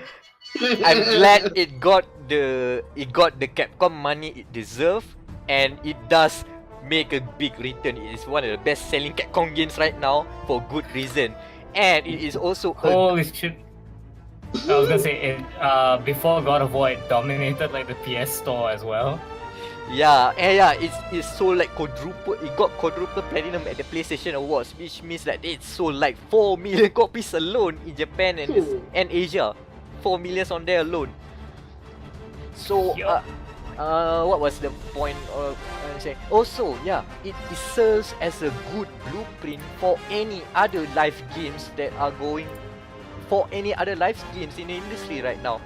Look at what Monster Hunter do. You do the same loop of going out, battling, hunting the monsters, get loot, repeat and rinse. But it still feels fresh. It still feels addictive. It feels rewarding.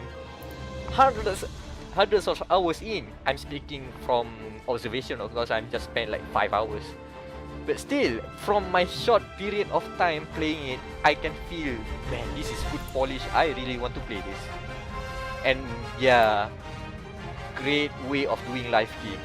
So for those Destiny 2, maybe Anthem, please take notes. This should be the poster child of any other live games out there. And that's there you go, Monster Hunter World. Game of the Year 2018.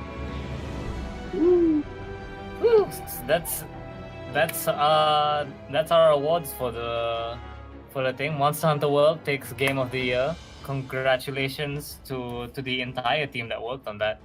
That's a fucking amazing game. Please put Bracadios in the game. Capcom. Minta terus.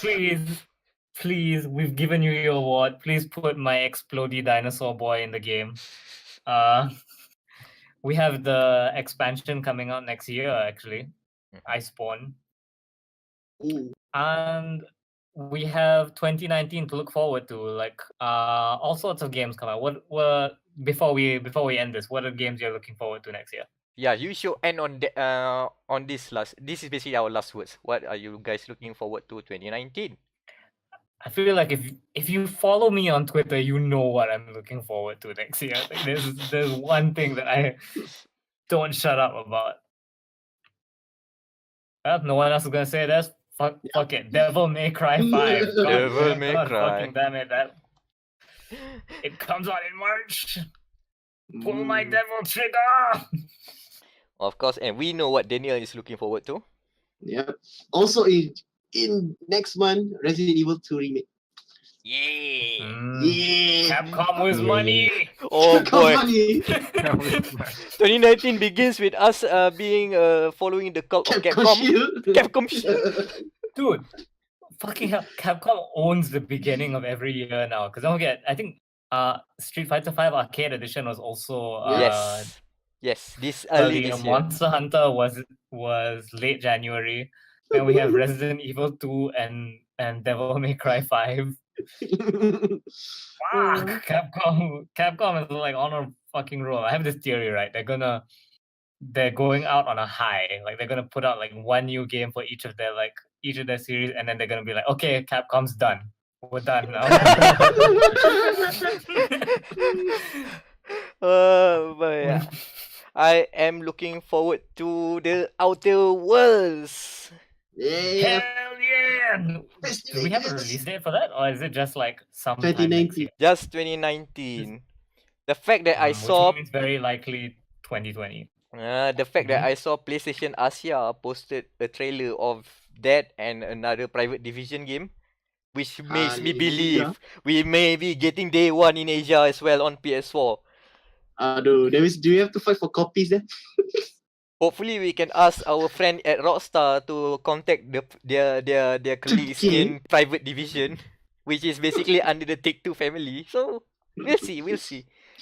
Anan? Okay, we love Take-Two and we really love New Vegas. Like holy shit, this entire Also, we gave Red Dead 2 good mark, good review. Okay, Anan, what you're looking forward to next year? Next year. So I've played the previous games, read the novels, and yeah, all the medias I've consumed. So my next year is Metro Exodus. Metro Metroid. Exodus. Also another earlier release. Cool. Yeah, February. Nice. Yeah, please say what you want. I know the game that you are looking forward to. Please just say it. DOA 6, right?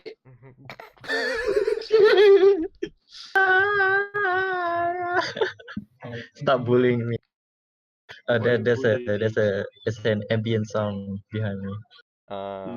So I'm gonna say this quick. Of course, it's KH3. It's gonna coming out in January. I have my PS4 ready for this, and my time ready for, and English localization for GOTY 3. Man, Kingdom Hearts 3. But yeah, it's I guess to end, if I could end it on a note, like video games are great.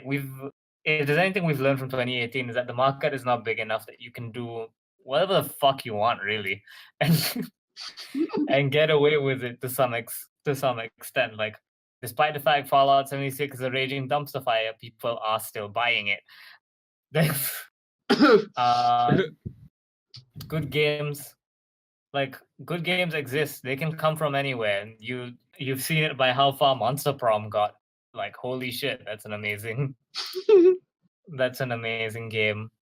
And while because it's in chic to say that video games are going down the drain, that's only a portion of them. That's your corporate shills. There's still a lot of fun to be had with video games, and as much as I joke, but I'm looking forward to what 2019 brings us in terms of video games. We got Persona Q, we have Persona Q, we have the Fate Musou game, Ooh, and Sky Blue. yeah, we have Grand Blue fighting game. You got Yeah. a Kill fighting game too. Oh yes. So much. So yeah, it's we live in interesting times. I hope everyone has a happy holidays, happy New Year, because I have a feeling this episode's more likely to come out closer to New Year than Christmas, but you know, Yep. whatever. And it's been a great year, guys. It's been a great year of podcasts. Thank Wow. you, every one of you who have tuned in, whether from episode 1 or just from episode 17 or from hearing us at Vex for some reason and you guys caught on. Thank you also to the guys who attended our Vex panel. You guys are awesome, and we will not be here doing hours and hours of content of variable quality if it's not for you out there. So please share it around if you like it. If there's any problems or if you have any concerns or you have to criticize or anything else, just say it to us. We are here at gamermatters.com. You can see our social links from our previous episodes. We will not be saying it right now. And there you go. Thanks again for tuning in. Happy holidays. Bye. Seasons greetings, everyone.